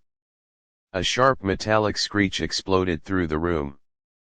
The Imperial saber's black chi shattered instantly upon contact with Shen Yu's faint silver sword chi. The massive force of the guard's own strike rebounded backward, slamming into his chest. The guard's eyes bulged. A spray of blood burst from his mouth as he staggered backward 3 full steps, his internal organs bruised and shaken by the recoil. His right arm went numb, his saber slipping from his grip and clattering to the wooden floor. He stared at Shen Yu in utter horror, finally understanding the truth. Even with broken meridians, even with a shattered cultivation base, even wielding a rusted scrap of iron, a falling snow swordsman was still far beyond the skill of an Imperial Guard. The legacy of the Northern Sword Saint was not so easily erased. Shen Yu did not give the man time to recover. He stepped forward in a fluid glide, his rusted sword piercing forward in a straight, unwavering thrust, the simplest, most fundamental strike of the falling snow sword style, yet the most deadly in the hands of a true disciple. The blade tip pressed directly against the guard's throat, cold steel pricking the skin, drawing a single bead of blood. One push would end the man's life instantly. The Black Serpent Guard froze completely, his arrogance vanishing into raw terror. He had killed dozens of fugitives, broken countless sect disciples, and feared no wandering martial artist in the northern borderlands. But facing Shen Yu, he felt the cold, unyielding aura of a true sword genius, a man who had survived hell and lost everything, a man with nothing left to lose. Wait. The guard gasped, raising his trembling hands in surrender. Spare me. I speak the truth. I am only following orders. I know nothing of the sect annihilation conspiracy. Who ordered the falling snow extermination? Shen Yu's voice was low, cold, devoid of mercy. His dark eyes held no anger, no rage, only the quiet, endless resolve of a man bound by blood debt. Speak the name. The true mastermind behind the Blood Moon massacre. The guard's face paled to ash. His lips trembled, his eyes flickering with overwhelming fear, not of Shen Yu's blade, but of the powers he served. I cannot say. He shook his head frantically, tears mixing with cold sweat on his cheeks. The order came from the highest ranks. The Prime Minister's personal chamberlain. Anyone who speaks of the truth is executed along with their entire family. I have a wife and child in the capital. I cannot die. I cannot betray them. Shen Yu's sword pressed slightly harder, the steel biting deeper into the man's throat. Your family lives in safety while 300 innocent sect disciples burn in ash. His tone was ice cold. While children, elders, and unarmed servants are slaughtered in the snow, you fear death for your kin, yet you aided the murder of countless others. You have no right to mercy. The guard's body shook violently, despair settling over him. He knew his crimes. He had participated in the sect purge, had cut down fleeing disciples, had burned sect halls, had helped cover up the truth. He had earned his death 100 times over. Just as Shen Yu prepared to deliver the final strike, a soft voice interrupted him once more. Kill him, and you gain nothing. The indigo-cloaked young woman walked forward slowly, stepping between Shen Yu and the trembling guard, her jade sword still sheathed at her waist. Her graceful movements carried a quiet dignity that made the surrounding martial artists unconsciously step back, acknowledging her superior bearing. She stopped directly before Shen Yu, her bright eyes locking onto his blood-streaked face, studying him with unreadable depth. He is a small fish, she said calmly. A low-ranking guard following orders. He knows only fragments of the conspiracy, not the full truth. Killing him will satisfy your rage for a moment, but it will bring you no closer to clearing your sect's name, no closer to avenging your master and your people. It will only alert your enemies that you are alive, forcing them to accelerate their plans to hunt you down. Shen Yu did not lower his sword. His gaze remained sharp and distrustful, fixed firmly on the stranger before him. You exposed me. His voice was sharp with accusation. You revealed my identity to the Imperial Guards, putting my life in immediate peril. Now you lecture me on strategy. What do you want from me? The young woman smiled faintly, a subtle, knowing curve of her lips. I exposed you to test you. She tilted her head slightly, her eyes never leaving his. 3 months of running, of hiding, of surviving crippled and hunted. Many fugitive sect heirs would have grown bitter, reckless, or cowardly. Many would have abandoned their vengeance or surrendered to despair. But you fought. You killed 2 elite guards with a broken cultivation base. You stood your ground without fear. You are worthy of the falling snow legacy. Shen Yu's brow tightened with confusion and wariness. Who are you? He repeated the question firmly. What connection do you have to my sect? The young woman took a slow step backward, lifting a hand to brush a strand of black hair from her face, her expression turning serious and solemn. My name is Su Wanking. She spoke clearly, enunciating every word so he would remember it. I am the personal disciple of the Azure Cloud sect master, and the only outsider who possesses evidence proving the falling snow sword sect's innocence. Shen Yu's breath caught in his throat. Azure Cloud sect, one of the 3 major sects that had united to annihilate his home. The enemy sect that had spilled his sect's blood, that had helped burn his ancestral halls to the ground, that had participated in the Blood Moon massacre. Rage flared instantly in his chest, hot and blinding, overriding his calm resolve. His sword chi surged uncontrollably, silver light flickering wildly along the rusted blade, causing his broken meridians to tear and burn with searing pain. A trickle of fresh blood slid from the corner of his mouth. Azure Cloud Sect. Shen Yu's voice turned hoarse and dangerous, every word laced with hatred. Your sect helped destroy mine. Your elders killed my master's disciples. You stand before me claiming to hold evidence of my sect's innocence. Do you mock the dead? Su Wanqing did not flinch from his rage, did not step back from his deadly sword aura. She faced his fury steadily, her gaze calm and resolute. The Azure Cloud Sect's senior elders colluded with the Imperial Prime Minister, she said firmly. They participated in the massacre for power and profit, for imperial titles and resource grants. But not every disciple, not every elder, not every member of my sect agreed with the betrayal. There are those of us who know the truth, who have opposed the conspiracy from the beginning. She paused, her eyes softening slightly with genuine sorrow. Your sect never colluded with barbarians. You never plotted treason. The entire accusation was a fabricated lie. The Falling Snow Sword sect was exterminated for one reason only, your ancestral sword manual, the Frozen Heaven Sword Art. Shen Yu's eyes widened sharply. The Frozen Heaven Sword Art.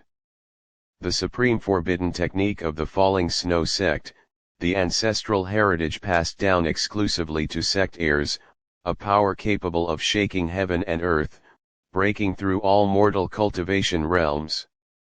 It was the most powerful sword technique in the entire Yan martial realm, the secret treasure that had kept his sect unrivaled in the north for 3 centuries. His master had always told him that the Frozen Heaven Sword Art was both his sect's greatest glory and its greatest curse. Its power was too great for the secular world to tolerate. It would attract greed, envy, and betrayal from every powerful force in the kingdom. He had not understood the warning then. Now he saw the full, terrible truth. They wanted the sword manual. Shen Yu's voice was low, trembling slightly with suppressed emotion. They fabricated treason charges to justify annihilating my sect, to seize the Frozen Heaven Sword Art for themselves. Exactly. Su Wanqing nodded firmly. The Imperial Prime Minister covets the technique to cultivate invincible martial power and usurp the Yan throne. The Azure Cloud sect's traitor elders covet it to surpass all other martial sects and rule the Northern Realm. The third participating sect, the Crimson Flame sect, joined in exchange for imperial territory grants and rare cultivation resources. 3 powers, 1 conspiracy, 1 bloodbath. She looked directly into Shen Yu's eyes, her tone heavy with the weight of hidden truth. Your sect was not defeated by weakness. It was destroyed by overwhelming greed. The trembling Black Serpent guard collapsed to his knees on the floor, listening in stunned terror to the forbidden revelation. He had always known the treason charges felt false, always suspected the sect purge was politically motivated, but he had never dared imagine the full scale of the conspiracy. Imperial Prime Minister, 2 major martial sects, united to slaughter a righteous orthodox sect for a forbidden sword art. The watching tavern guests erupted into silent shock, their faces pale with disbelief. The martial world's highest powers had committed unforgivable treason and murder, covering their crimes with imperial authority. Shen Yu's sword slowly lowered from the guard's throat. The rage in his chest did not fade, but it cooled into a deeper, colder, more focused resolve. He had thought his vengeance was simply to kill the enemy disciples and guards who had participated in the massacre. Now he understood how shallow that goal had been. His enemies were not merely foot soldiers. His enemies were the highest powers in the kingdom: imperial officials, sect elders, respected martial leaders who wore righteous masks while bathing in innocent blood. To avenge his sect, he would have to shake the entire foundation of the Yan martial world. What evidence do you have? Shen Yu asked, his voice steady and sharp. Proof that can expose the Prime Minister and the traitor elders. Suwanking reached into her robe sleeve, pulling out a small, sealed jade slip, glowing faintly with gentle spiritual light. The surface of the jade slip was carved with layered sect restriction marks, preventing outsiders from prying into its contents. This jade slip contains written letters between the Prime Minister and the Azure Cloud Trader elders, she said solemnly. It records every detail of the conspiracy, the planned massacre date, the fabricated treason evidence, the division of your sect's treasures and sword manuals, and the promises exchanged between the imperial court and the traitor sects. It is irrefutable proof of their guilt. Shen Yu stared at the jade slip, his heart pounding fiercely in his chest. After 3 months of desperate, hopeless running, he finally possessed a lead, a truth, a weapon to fight back. Why help me? He asked the critical question, his gaze sharp with lingering suspicion. You are an Azure Cloud sect disciple. Helping me risks your life, your sect status, your entire future. What is your motive? Suwanking's expression darkened slightly, a flicker of pain crossing her elegant features, a hidden grief she rarely revealed to anyone. 2 years ago, she said softly, my senior brother, the most talented disciple of the Azure Cloud sect, discovered the elders' conspiracy. He attempted to expose their treason and stop the alliance with the imperial court. They framed him for sect violation, executed him publicly, and buried his name as a traitor. I was his junior sister. Her voice held quiet, unshakable resolve. I have spent 2 years gathering evidence, infiltrating elder meetings, and tracking the conspiracy's threads. I help you not only to clear your sect's name, but to avenge my senior brother, to purge the traitors from my sect, and to restore justice to the entire martial world. She lifted the jade slip higher, extending it toward Shen Yu. I offer you an alliance, Shen Yu. You possess the falling snow sword inheritance, the strength to fight and kill the conspirators. I possess the evidence, the sect connections, and the knowledge of the enemy's movements. Together, we can unravel the entire conspiracy, expose every traitor, and avenge every innocent life lost in the Blood Moon massacre. Shen Yu stared at her outstretched hand, at the glowing jade slip holding the truth he had spent 3 months desperately searching for. He had been alone for so long, hunted, broken, hopeless, carrying an impossible blood debt by himself. For the first time since his sect fell, he was not fighting in the dark. But alliance meant trust, and trust was a luxury he could no longer afford. What are your terms? He asked coldly, refusing to let emotion cloud his judgment. What do you require from me in return? Suwanking's eyes met his unwaveringly. 3 terms. She spoke clearly, without hesitation. First, when the traitors are exposed and justice is served, you will spare the innocent ordinary disciples of Azure Cloud and Crimson Flame sects. Many know nothing of the conspiracy and do not deserve death for their elders' crimes. Second, once your name is cleared and your sect's innocence proven, you will not wage indiscriminate war against the entire martial world, dragging countless innocent cultivators into your vendetta. Third, she paused, her tone turning serious and grave, when your frozen heaven sword artfully recovers, you swear never to use its power for tyranny, revenge beyond justice, or personal domination. The sword art is a gift to protect, not to conquer. Shen Yu considered the terms silently, weighing every word. They were fair, righteous, unselfish. She sought no power, no treasure, no fame for herself. She only sought justice and restraint. He extended his hand, grasping the cold jade slip firmly in his palm. I agree. The moment his fingers closed around the jade slip, a sharp, distant whistle cut through the howling winter wind outside the tavern. A high, piercing signal, echoing across the barren plains. Su Wanking's expression shifted instantly into sharp alertness. Enemy reinforcements. She turned toward the tavern door, her jade sword sliding silently half out of its sheath. The Black Serpent Guard sent a distress signal before dying. A full patrol unit is incoming, 20 elite guards with mid-realm cultivation. We cannot fight them here. Shen Yu lifted his gaze to the snow-choked door, his mind calculating their odds instantly. His meridians were severely damaged, his cultivation crippled, his body weakened by blood loss.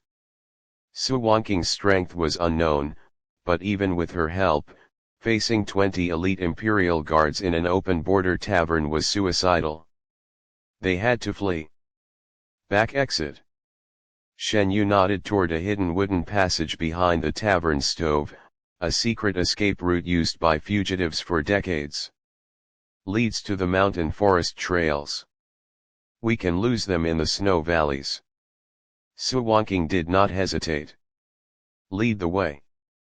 The two young cultivators turned and fled into the dark hidden passage, leaving the stunned tavern guests and the trembling surviving guard behind them, stepping into the howling winter night, their alliance forged in blood and truth, their journey of vengeance and justice finally beginning.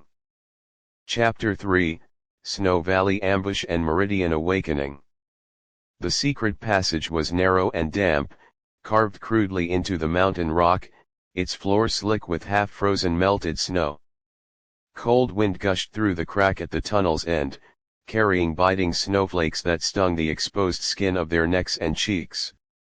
The dim light from the tavern stove faded rapidly behind them, swallowing the last traces of warmth and leaving them immersed in thick, pitch-black darkness. Shen Yu moved ahead, his steps steady and familiar. 3 months of hiding in northern mountain ridges had gifted him an intimate understanding of every hidden trail, every secret passage, every safe haven across Black Wind Ridge.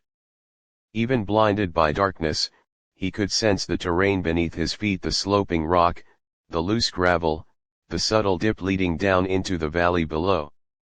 His crippled meridians still throbbed with dull, persistent pain, the aftershock of forced sword chi lingering in his bones, but he suppressed the discomfort completely, prioritizing escape above all else. Su Wanking followed closely behind him, her footsteps light and silent, betraying the profound foundation of her orthodox sect cultivation. She did not need vision to navigate the tunnel, her spiritual perception spread outward like invisible ripples, mapping every inch of the passage, detecting every faint movement in the surrounding wilderness. Her jade sword remained half-drawn at her waist, its faint cold glow the only faint illumination in the endless dark, casting thin silver streaks across the rough rock walls. The Black Serpent reinforcements will split into 2 teams, Su Wanking whispered, her voice low enough to be swallowed by the howling wind outside. One will sweep the tavern and interrogate every witness, the other will flank the mountain trails and block all valley exits. They are trained for fugitive pursuit, and they will not relent until they have your head. Shen Yu nodded, pushing open the frozen wooden barrier at the end of the tunnel. A blast of frigid winter air crashed over them instantly, sweeping through their tattered robes and chilling their bones to the core. Beyond the barrier stretched a vast snow valley, its ground buried under knee-deep white snow, its pine trees heavy with frozen frost, its mountain paths winding endlessly into the shadowed distance. The entire valley was shrouded in drifting snow mist, obscuring vision and muffling sound, the perfect terrain for both hiding and ambush. Black Wind Snow Valley, Shen Yu murmured, stepping out into the snow, his boots sinking slightly into the soft white drifts. No Imperial patrols dare venture deep here in winter. The blizzards are deadly, and the valley is riddled with hidden ice crevices. We can lay low here for the night, recover our strength, and plan our next move. Su Wanking stepped out beside him, her sharp eyes scanning the surrounding mountain ridges, her spiritual perception stretched to its fullest range. The valley can hide us from mortal eyes, but not from martial cultivators. The Black Serpent Guards possess basic chi tracking techniques. They will follow the faint sword chi residue you left in the tavern. We have at most 1 hour before they lock onto our position.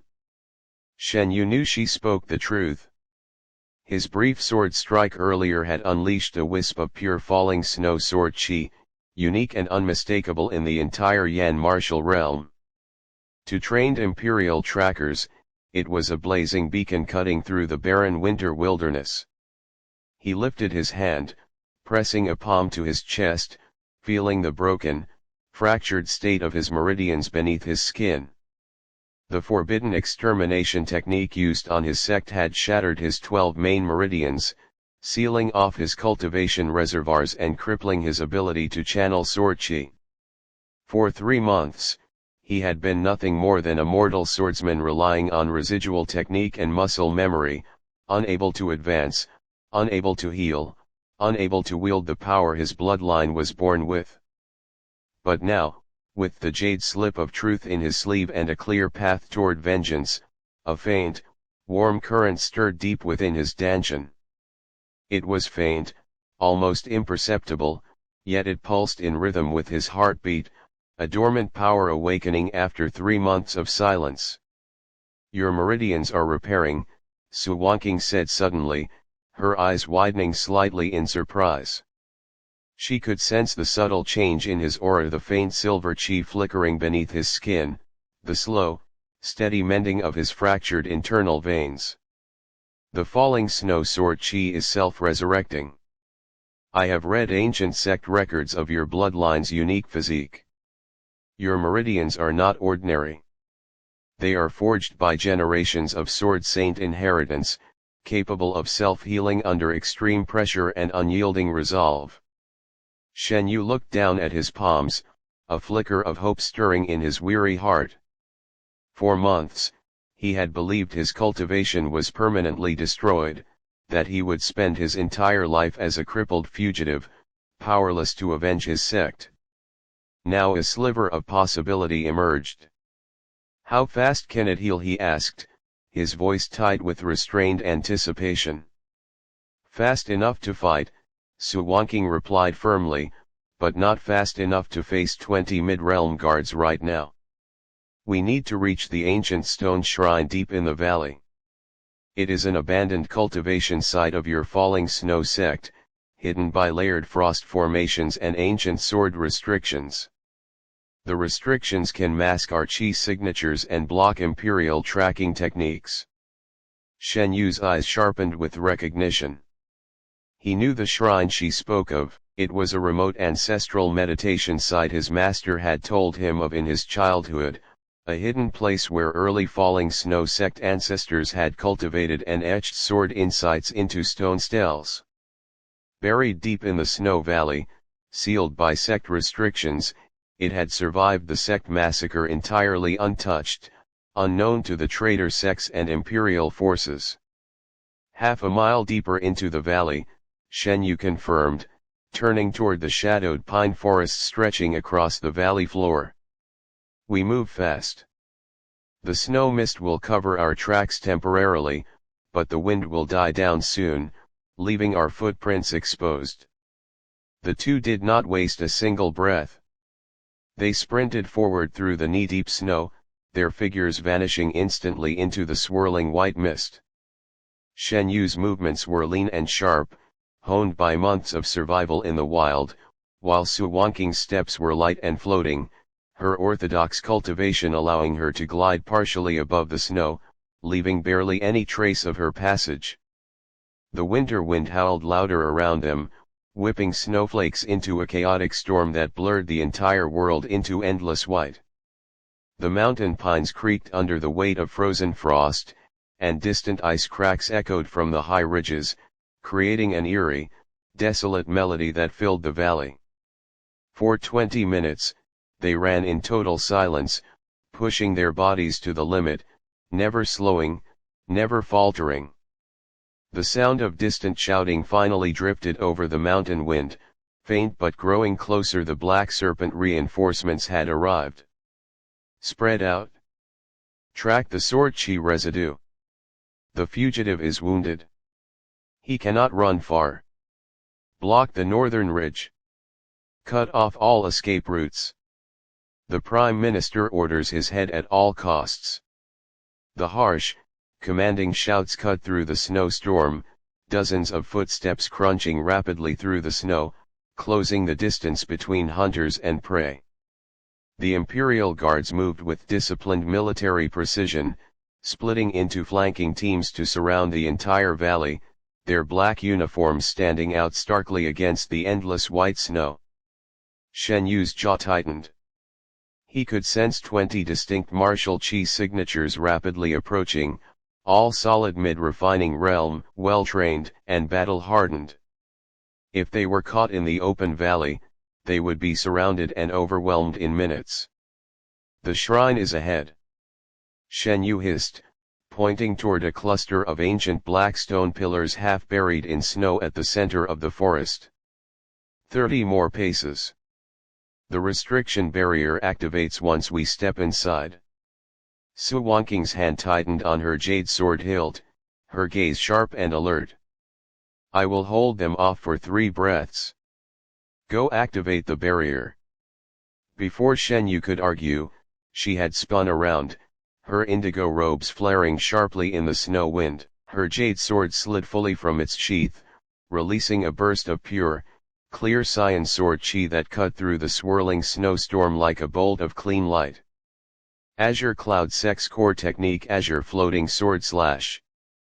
A brilliant arc of cyan sword light swept outward, slamming into the first 3 charging Black Serpent guards mid-sprint. The guards' black saber chi shattered instantly upon contact with Su Wangqing's refined orthodox sword chi, their bodies sent flying backward through the snow, crashing heavily into frozen pine trees and gasping in agony. The entire enemy formation skidded to a halt, stunned by the sudden counterattack. Azure Cloud Sex Sword Technique. One guard roared in shock. A traitor disciple aids the falling snow remnant. Kill her too. Dozens of sabers were raised in unison, black killing intent surging to fill the snow valley, darkening the swirling white mist with murderous pressure. The remaining guards charged forward in unison, their coordinated assault designed to crush any lone cultivator through sheer numbers. Su Wangqing stood alone in the snowstorm, her jade sword flowing like water, her cyan sword light weaving a tight defensive net around her body. She was only an 18-year-old girl, yet her cultivation foundation stood firmly at the late refining realm, far surpassing the ordinary Imperial Guards. Every sword strike was precise, elegant, and lethal, deflecting saber blows and wounding enemy fighters without unnecessary brutality. But numbers were unforgiving. Dozens of blades pressed in from all directions, wearing down her stamina, forcing her to expend precious spiritual energy to maintain her defense. Frost began to form on her eyelashes, and her breath fogged rapidly in the frigid air. Shen Yu watched from the edge of the shrine, his heart tightening. He did not hesitate any longer. He spun and sprinted toward the stone pillars, his boots crashing through thick snow drifts, reaching the ancient shrine platform in an instant. The shrine was small and simple, built 3 centuries prior by the first falling snow sect ancestors. 4 weathered black stone pillars surrounded a central stone stele carved with ancient frost sword runes, its surface covered in decades of accumulated ice and snow. The moment Shen Yu stepped onto the platform, the runes on the stele began to tremble faintly, glowing with dormant silver light, recognizing the bloodline of the falling snow heir. Shen Yu bit his fingertip, forcing a drop of bright red blood to well up, pressing it firmly against the cold stone stele. Ancestors' blood, awaken the barrier. The ancient runes erupted with blazing silver light instantly. A translucent dome of frost sword chi expanded outward from the stele, covering the entire shrine platform and spreading outward in a vast protective barrier. The snowstorm wind bounced off the barrier's surface, the enemy's tracking chi dissipated completely, and all sound from the outside battle was muffled into faint echoes. The shrine was completely hidden from all external detection. Shen Yu turned sharply, sprinting back toward the battlefield to retrieve Su Wanking. But in those few seconds of delay, the Imperial Guards had seized their opening. A seasoned captain at the Peak Refining Realm had broken through her sword net, his black saber slashing ruthlessly toward her unguarded shoulder, killing intent exploding at point-blank range. Su Wanking twisted desperately to dodge, but the saber's speed was too fast. The blade grazed her shoulder, tearing through her indigo robe and slicing a bloody gash across her skin. A spray of crimson blood bloomed against the pale blue fabric, dripping down into the white snow below. Wanking! Shen Yu's voice roared with sharp urgency. In that instant, something inside him snapped. The suppressed rage, the endless grief, the accumulated pressure of 3 months of hunting and helplessness burst forth uncontrollably. His broken meridians trembled violently, every fractured vein screaming as dormant ancestral sword power flooded outward from his dantian. The seal that had suppressed his cultivation began to crack, crumbling under the weight of his desperate resolve. Silver frost chi erupted from his body in a violent explosion, sweeping across the entire snow valley, freezing the mid-air snowflakes solid, chilling the surrounding air to an unbearable extreme. His rusted iron sword hummed loudly in his grip, its dull surface suddenly blazing with bright silver sword light, no longer a worthless scrap of metal but a true falling snow sword, awakened by its heir's resurrected power. The crippled swordsman's power had finally returned. Falling snow sword art frozen world slash. Shen Yu swept his sword downward in a single, all-encompassing strike. A vast wave of silver frost sword light roared outward, rolling across the snow like a freezing tidal wave. Every black serpent guard caught within the radius froze mid-movement, their saber chi shattered instantly, their bodies locked solid by ancestral frost sword power. In the next breath, 20 elite Imperial Guards collapsed to the snow, their martial foundations temporarily crippled, their killing intent completely vanquished. The entire battlefield fell dead silent. Shen Yu stood in the center of the snowstorm, silver sword light swirling around his body, his dark eyes cold and unyielding, the aura of the Northern Sword Saint's heir fully awakened at last. The days of the crippled fugitive were over. Chapter 4, Shrine Healing and Ancestral Prophecy. Silver frost chi lingered like static mist across the snow valley, clinging to every frozen pine branch and every paralyzed black serpent guard. The 20 elite Imperial men lay scattered across the white drifts, their limbs rigid and unresponsive, their martial chi sealed beneath the residual frost force of Shen Yu's awakened sword art. They breathed, yet they could not move, trapped in a living freeze, helpless against the Northern Sword's ancestral might.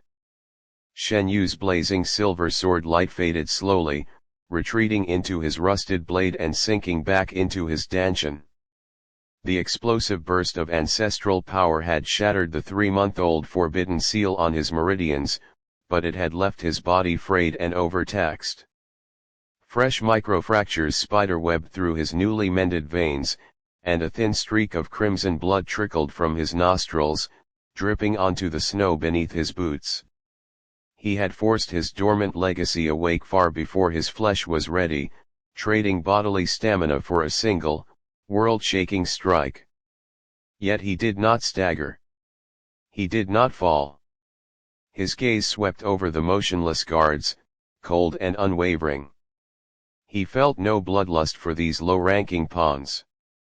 They were tools, not masters. Slaughtering them would quiet his temporary rage, but it would not erase the 300 lives lost to the conspiracy. It would not unmask the Prime Minister, the Azure Cloud traders, or the Crimson Flame sex-greedy elders. True vengeance required patience, precision and the strength to topple the powerful, not the weak. We retreat and heal. Shen Yu's voice was hoarse with exhaustion, yet sharp with renewed resolve. He turned and strode swiftly towards Su Wanqing, who stood unsteadily in the crusted snow, her right shoulder soaked through with darkening blood. The guard captain's saber strike had torn through her robe and superficial meridians, disrupting her refined azure cloud chi circulation. Her elegant features were drained of color, her breath shallow and ragged, yet her grip on her jade sword never faltered, disciplined and unyielding, even in pain. "You burned half your restored foundation for that strike," Su Wanqing murmured, her bright eyes locked on his blood-streaked jaw. "Your meridians will suffer severe backlash without immediate spiritual nourishment. Awakening ancestral power in a wounded state is a gamble no orthodox cultivator would dare take. No bolder than holding off 20 guards alone." Shen Yu stepped forward, gently steadying her uninjured left arm. His frost-kissed fingertips brushed her warm skin, a stark contrast between his icy sword legacy and her pure, gentle orthodox cultivation. "You bought me the time to awaken my power. I owe you this reprieve." Without further words, he guided her toward the ancient shrine's barrier. The moment they crossed the translucent silver dome, the howling winter wind, biting snow, and lingering murderous aura of the valley vanished entirely. Outside was a world of frost and hunting death, inside was a timeless sanctuary steeped in 3 centuries of falling snow sword intent. The shrine stood untouched by decay, war, and time. 4 weathered black stone pillars rose tall, etched densely with winding frost runes that glowed with soft, pulsating silver light. At its center rested a thick stone stele, carved with layered sword insights left by the sect's founding ancestors' shallow, worn strokes for junior disciples, and deep, hidden engravings reserved only for awakened bloodline heirs.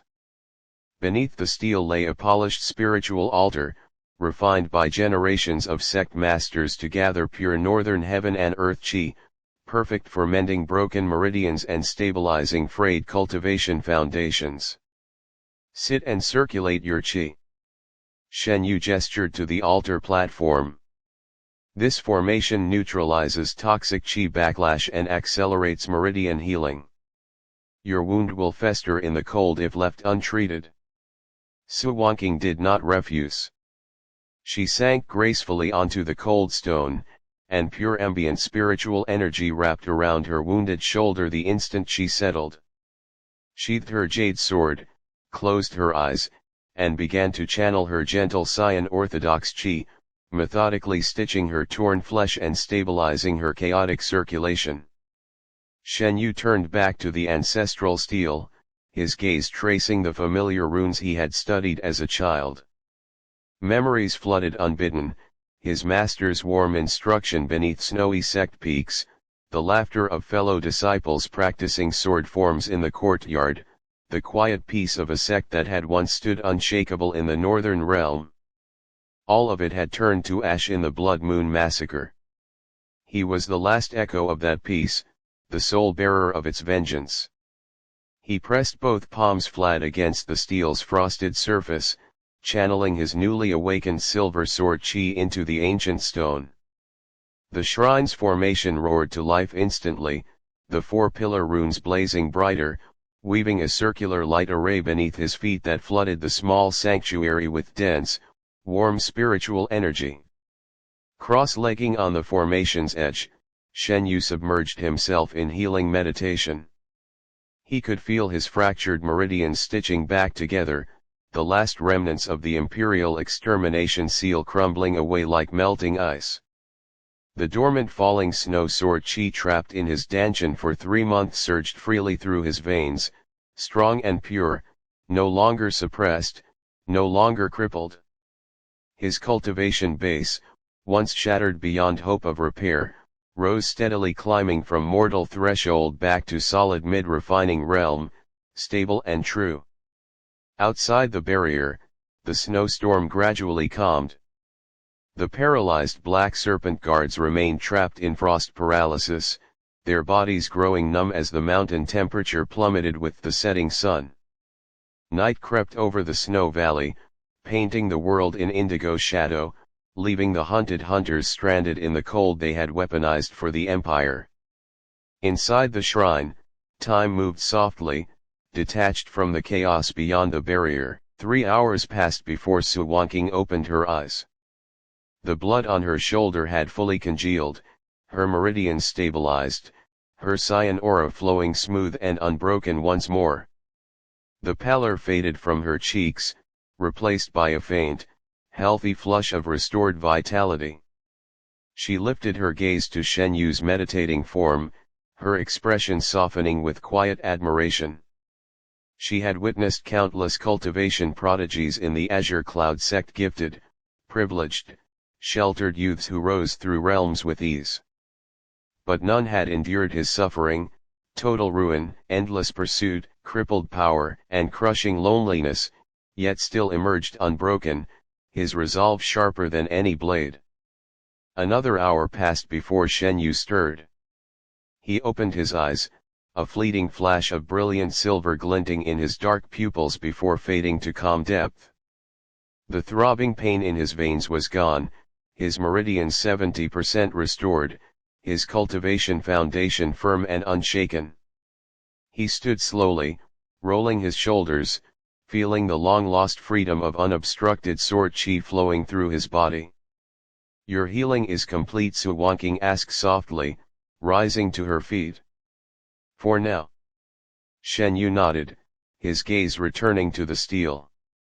As his fully awakened bloodline chi washed over the stone, a layer of faint, previously invisible carvings bloomed to life. Deep, ancient script hidden beneath the superficial sword insights, a forgotten ancestral testament reserved for the sect's final heir. He read the archaic words silently, his expression gradually hardening with gravity. The frozen heaven sword art is no mortal craft. It borrows celestial frost power, disrupts worldly yin-yang balance, and stirs the greed of thrones and sects alike. When Blood Moon rises, three powers unite, and imperial justice turns blind, the sect shall fall, the heir shall endure. Only through righteous bloodshed and unyielding justice may the forbidden art awaken its true form. Beware, the Prime Minister covets immortality, not mere power. The massacre was but the first step of his blasphemous ascent. Shen Yu's breath stilled.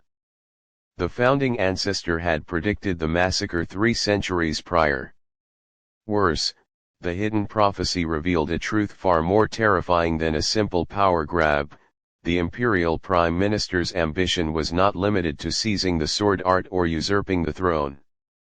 He sought immortality, using the falling snow sect's celestial frost power as a forbidden cultivation catalyst. Immortality cultivation. Su Wanqing's voice tightened with shock, overhearing the translated words. That explains everything. Ordinary sect betrayal and political usurpation would never require the total annihilation of your bloodline.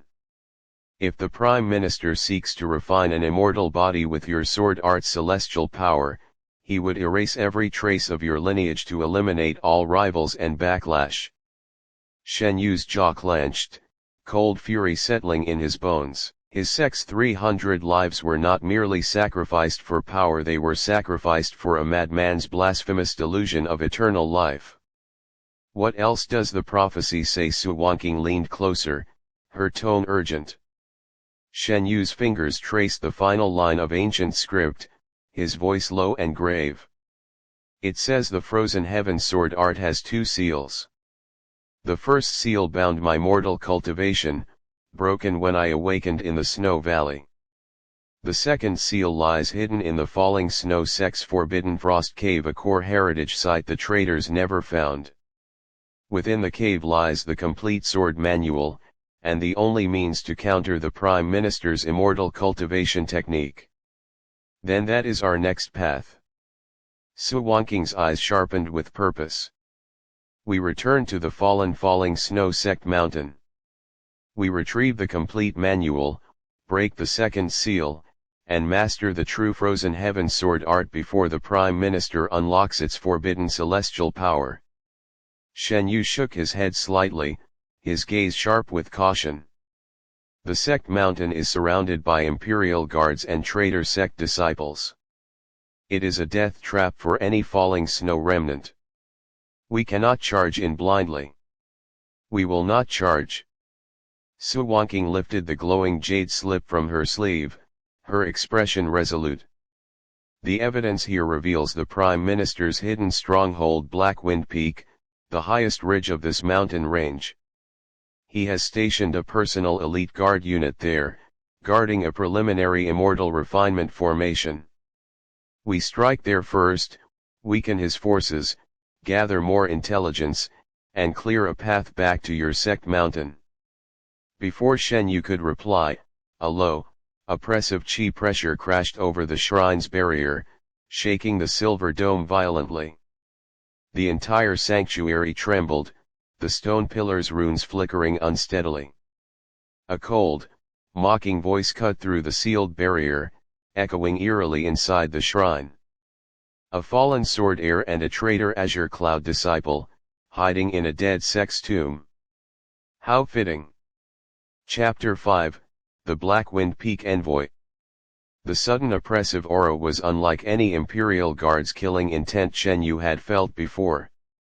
It was cold, ancient, and tainted with a faint, twisted dark chi corrupted, unholy, reeking of forbidden cultivation practices far beyond orthodox martial arts. Shen Yu stepped forward instantly, positioning himself in front of the still healing Su Wanqing, his rusted sword sliding silently into his grip, silver frost chi swirling around the blade. Stay back. This is no ordinary Black Serpent Guard. Su Wanqing's expression turned deadly serious. She rose to her feet, her jade sword clearing its sheath with a crisp ring, cyan light flaring to life to counter the invading dark pressure. This is the Prime Minister's personal envoy cultivators who practice his forbidden immortal refinement techniques. They are far stronger than ordinary Imperial forces. The shrine's silver barrier shook again, a thin spiderweb crack spreading across the translucent dome. The ancestral frost restrictions, unshaken for centuries, were being eroded by the enemy's dark power. Slowly, a figure stepped into view through the swirling snow mist, standing 20 paces from the shrine entrance. He was a tall, slender man in a pitch-black embroidered robe, stitched with golden immortal runes that glowed faintly with twisted dark light. His face was pale, almost bloodless, his eyes cold and hollow, devoid of mortal emotion. No sword or saber hung at his waist, his hands were bare, yet every gesture rippled with suffocating mid-peak refining realm pressure. Behind him stood 10 black-robed disciples, their auras uniformly cold and corrupted, each possessing late refining realm strength elite personal guards of the Prime Minister's hidden faction. I am Mo Chen. The man's voice was flat, lifeless, like wind sweeping through dead bones. The Prime Minister's personal envoy. I was sent to clean up the last remaining pests of the falling snow heresy and execute the traitor Azure Cloud disciple who dares collude with treason. He lifted a pale hand, fingers flexing slightly, and the paralyzed 20 Black Serpent guards scattered across the snow stirred awake. The frost seal Shen Yu had cast shattered under Mo Chen's dark chi suppression, the frozen soldiers scrambling unsteadily to their feet, their faces filled with terror and obedience. You failed your mission. Mo Chen's hollow gaze swept over the guards, and a wisp of black dark chi shot forward, piercing the lead captain's chest without a sound. The captain screamed once before collapsing, his vitality instantly drained dry, his body withering into a desiccated corpse in the snow. The remaining 19 guards froze in abject terror, not daring to move an inch. Useless trash. Mo Chen discarded the corpse without a second glance, turning his full attention back to the shrine barrier. The Prime Minister has granted you one chance. Surrender the jade slip of evidence and your falling snow sword inheritance. Kneel and swear lifelong allegiance to his immortal cultivation cause. I will spare your lives and grant you status in the new imperial order. Shen Yu's silver sword light blazed brighter, his voice cold and biting. Your master massacred 300 innocent lives for his greedy delusions. You dare speak of mercy? Mercy is for the weak and mortal. Amo Chen's lips curved into a hollow, mocking smile. The Prime Minister transcends mortal morality. The falling snow sect's celestial frost power is not your rightful heritage, it is a heavenly resource wasted on righteous fools. Your death and your legacy's sacrifice will fuel eternal immortality, a far nobler end than rotting in a snowy valley. Su Wanqing stepped forward beside Shen Yu, her cyan sword chi clashing steadily against Amo Chen's dark aura. Your forbidden cultivation drains mortal vitality to prolong life. It is blasphemy against all orthodox martial Dao. You will never achieve true immortality, only eternal corruption. Orthodox Dao. Amo Chen laughed coldly, the sound echoing eerily across the valley. Orthodox sects kneel to imperial power. Righteousness dies for greed. The only truth in this world is strength. Tonight, your so-called righteousness will die in the snow. He lifted both hands, and dense black dark chi erupted from his body, swirling into twisted shadow blades that filled the entire valley. 10 shadow blades hovered in the air, each sharp enough to slice through refined orthodox chi, each aimed directly at the shrine's barrier cracks. Break the seal. Kill them. The 10 shadow blades shot forward simultaneously, slamming into the trembling silver barrier. The shrine's ancestral defenses screamed under the assault, more cracks spreading rapidly across the dome surface. The ancient runes flickered, dimming, struggling to hold against the forbidden dark power. The barrier will not hold for long. Shen Yu's voice was sharp, calculating. Amo Chen is mid-peak refining realm, far above our current strength. His 10 subordinates can suppress our movement with formation tactics. We cannot defend here.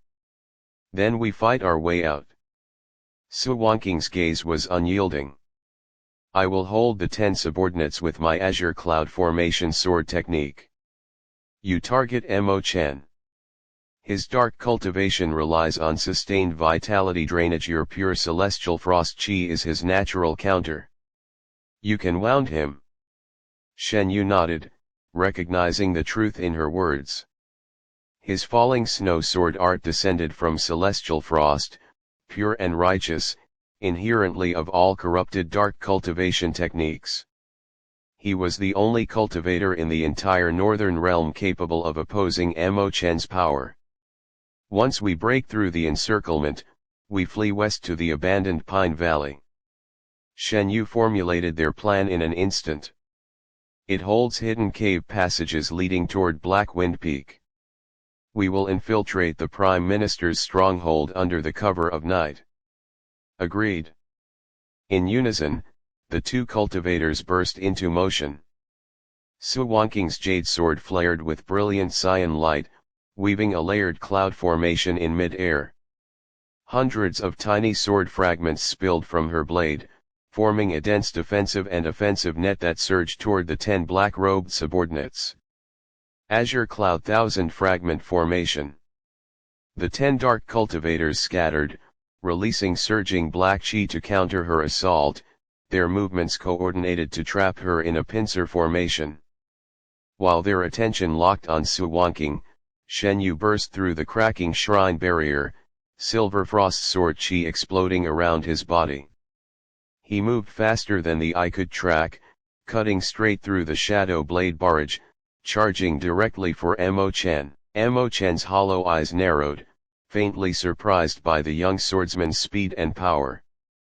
A crippled heir restored this quickly. The falling snow bloodline is indeed extraordinary. But raw talent cannot defy immortal path power. He waved a hand, and a thick wall of black dark chi rose to block Shen Yu's charge, reeking of drained mortal vitality and corrupted spiritual energy. Shen Yu did not slow. He channeled all his restored sword chi into his rusted blade, the silver light blazing so bright it outshone the valley's snowy moonlight. Falling snow sword art frost severing blade. A thin, condensed streak of pure celestial frost sliced through the black chi wall like hot knife through ice. The corrupted dark power shattered instantly, dissolving into harmless shadow wisps in the cold mountain air. Amo Chen's eyes widened in genuine shock. Before he could react, Shen Yu's sword tip pressed sharply against his chest, the frost chi piercing through his black robe, freezing his circulating dark chi in its tracks. A single strike, perfectly precise, perfectly lethal. Amo Chen staggered backward, a spray of black-tinted blood spilling from his mouth, his dark cultivation foundation severely wounded. His hollow gaze turned murderous, filled with unbridled fury. Insolent brat! You dare injure an envoy of the immortal master! Your master is a traitor and a murderer! Shen Yu's sword pressed deeper, frost spreading across Amo Chen's skin, sealing his dark power. Every drop of blood he spilled will be repaid. Every life he stole will be avenged. At that moment, deafening explosions erupted behind them. Su Wanking's thousand-fragment formation had overwhelmed the 10 dark subordinates, wounding 3 and forcing the rest into retreat. She darted back to Shen Yu's side, her breath slightly ragged, her sword still blazing with cyan light. We have an opening. She shouted over the valley wind. Shen Yu did not deliver the killing blow. Amo Chen was an envoy, a messenger. Killing him now would alert the Prime Minister to their full strength before they infiltrated Black Wind Peak. He withdrew his sword in a clean sweep, frost chi blasting outward to send the wounded envoy stumbling backward. Tell your master, Shen Yu's voice cut through the wind, cold and unyielding, the falling snow air is no longer crippled. His day of reckoning is coming. The two turned and fled westward, vanishing into the dark pine forest before Amo Chen could recover from his wounds. The snow valley fell silent once more, leaving the wounded envoy and his battered subordinates seething in rage. Amo Chen straightened his trembling body, wiping black blood from his lips, his hollow eyes fixed on the dark forest depths. Chase them. Leave no trail alive. His voice dripped with venom. Inform the Prime Minister. The falling snow remnant has awakened his ancestral power. The plan must be accelerated. Chapter 6, Black Wind Peak's Forbidden Formation. The western pine forest was dense and shadowed, the ancient pine trees towering high to block the moonlight, drowning the mountain trails in endless darkness. Snow drifted silently through the branches, covering their footprints the moment they passed, masking their tracks from pursuing cultivators. Shen Yu and Su Wanking ran side by side, their pace steady and unhurried, conserving stamina while putting distance between themselves and Amo Chen's forces. The forest was quiet save for the soft crunch of snow beneath their boots and the distant howl of mountain wind through ridge crevices. Amo Chen will send scouts to comb every forest trail within the hour. Su Wanking adjusted her tattered indigo robe, pressing a fresh strip of cloth to her healed shoulder wound. He knows we are heading for Black Wind Peak. The Prime Minister's stronghold is the only strategic location west of this valley.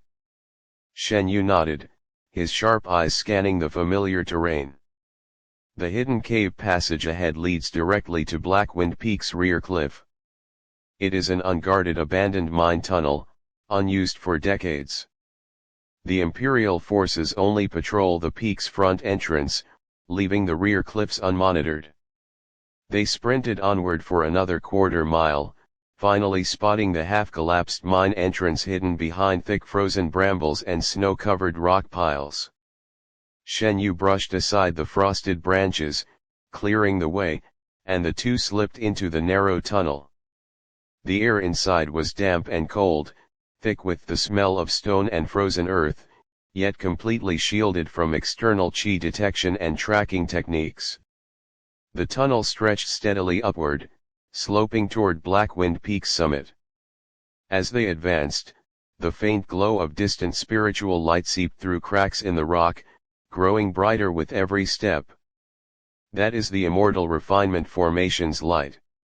Su Wanking's voice lowered to an urgent whisper. The Prime Minister has activated a preliminary forbidden array, drawing spiritual energy from the entire mountain range to nourish his corrupted cultivation. After 10 minutes of steady climbing, they reached the tunnel's exit, a narrow cliff ledge overlooking Blackwind Peak's summit. The moment they stepped out, they froze at the sight before them. The entire mountaintop was shrouded in a swirling vortex of black and golden light, a massive forbidden formation spanning hundreds of paces wide. Dozens of stone pillars etched with immortal runes circled the formation's core, channeling dense spiritual energy upward into a towering light column that pierced the night sky. At the formation's center stood a tall, middle-aged man in a crimson imperial robe, his back turned to the cliff ledge. His posture was imposing, his aura vast and unfathomable, far stronger than any cultivator they had yet encountered. Prime Minister Wen Changling, the mastermind behind the Blood Moon Massacre, the architect of the falling snow sex annihilation, the man who had twisted imperial justice and martial Dao for his own immortal ambition. He stood motionless in the formation's core, his palms raised upward, absorbing the vortex's corrupted spiritual energy into his body. Faint frost patterns flickered across his robe sleeves, traces of the stolen falling snow celestial power, imperfectly refined into his forbidden cultivation. He has already begun assimilating your sex power. Su Wanking's tone held quiet dread. If he completes this preliminary refinement, his strength will surpass peak refining realm, stepping into the half-step immortal stage. No orthodox cultivator in the Yan Kingdom will be able to stop him. Shen Yu's hands tightened into trembling fists, suppressed rage burning fiercely in his chest.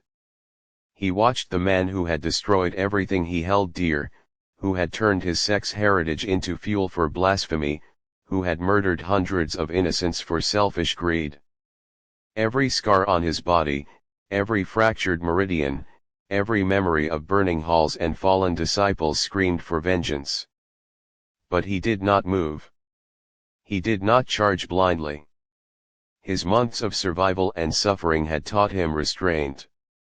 Impulsive rage would not avenge his sect. It would only waste their last chance to expose and destroy the conspiracy. The formation has a core flaw. Shen Yu's eyes traced the rune arrangement on the stone pillars, recognizing the distorted frost patterns inherited from his sect's stolen techniques. He does not understand the true essence of celestial frost chi. His formation is unstable, full of reversed runes and misplaced energy channels. Can we destroy it? Su Wanking asked quickly. Not directly. Shen Yu shook his head. The formation is protected by layers of imperial restriction. A direct attack will trigger a self-destruct array that will incinerate every trace of evidence and alert every guard on the peak. But we can sabotage it from within. He pointed to two unassuming stone pillars on the formation's western edge. Those are the energy diversion pillars. They regulate the celestial frost power he is stealing. If I reverse their rune flow, the formation will backfire, flooding his body with unrefined celestial frost chi. His corrupted dark cultivation cannot withstand pure ancestral power. It will cripple his immortal refinement progress permanently. I will cover you. Su Wanking gripped her jade sword firmly. The peak has hidden sentinel cultivators stationed in the formation's outer perimeter. I will draw their attention and block their advance while you rewrite the runes. Before Shen Yu could agree, a cold voice suddenly echoed across the summit.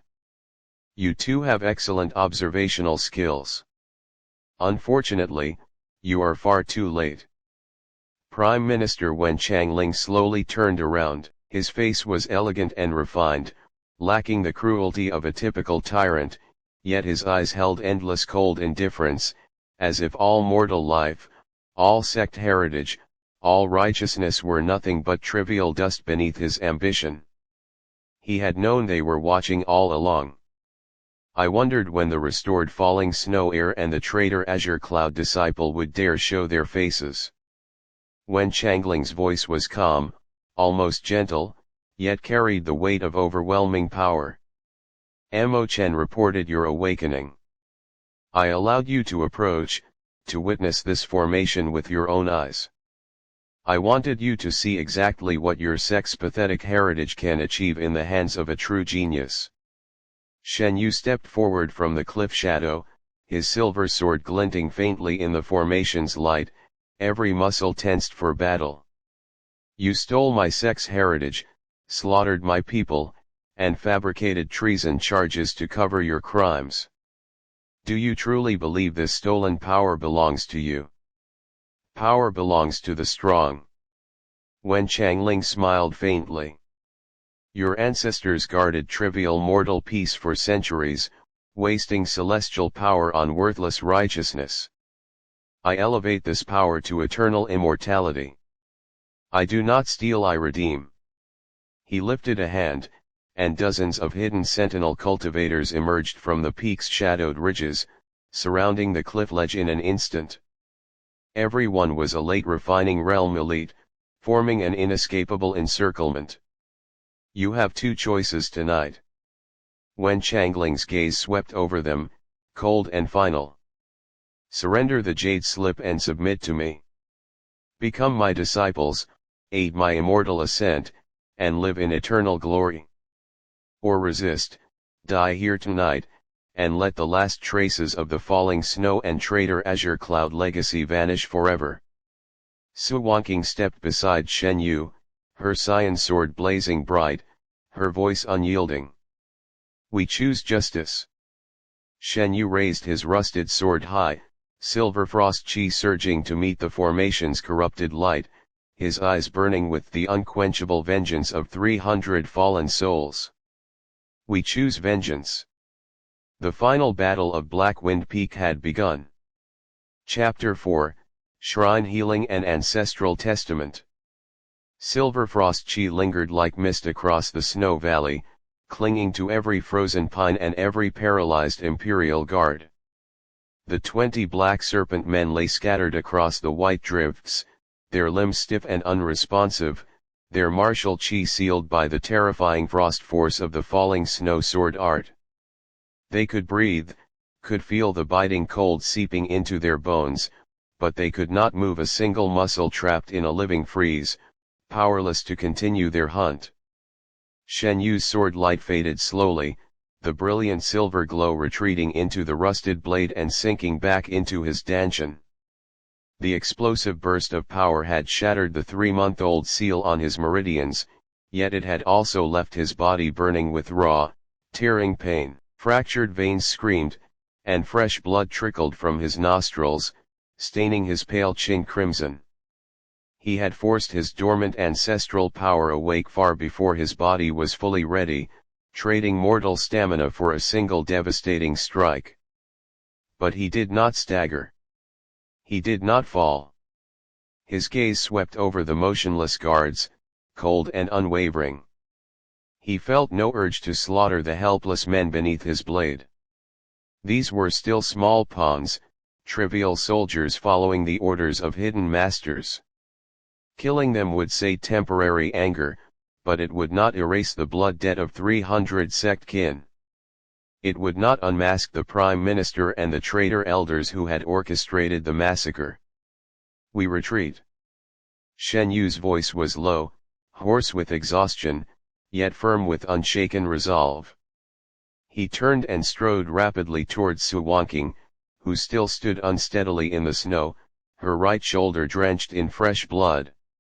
The gash left by the Imperial captain's saber was deep, tearing through muscle and severing superficial meridians, weakening her spiritual circulation.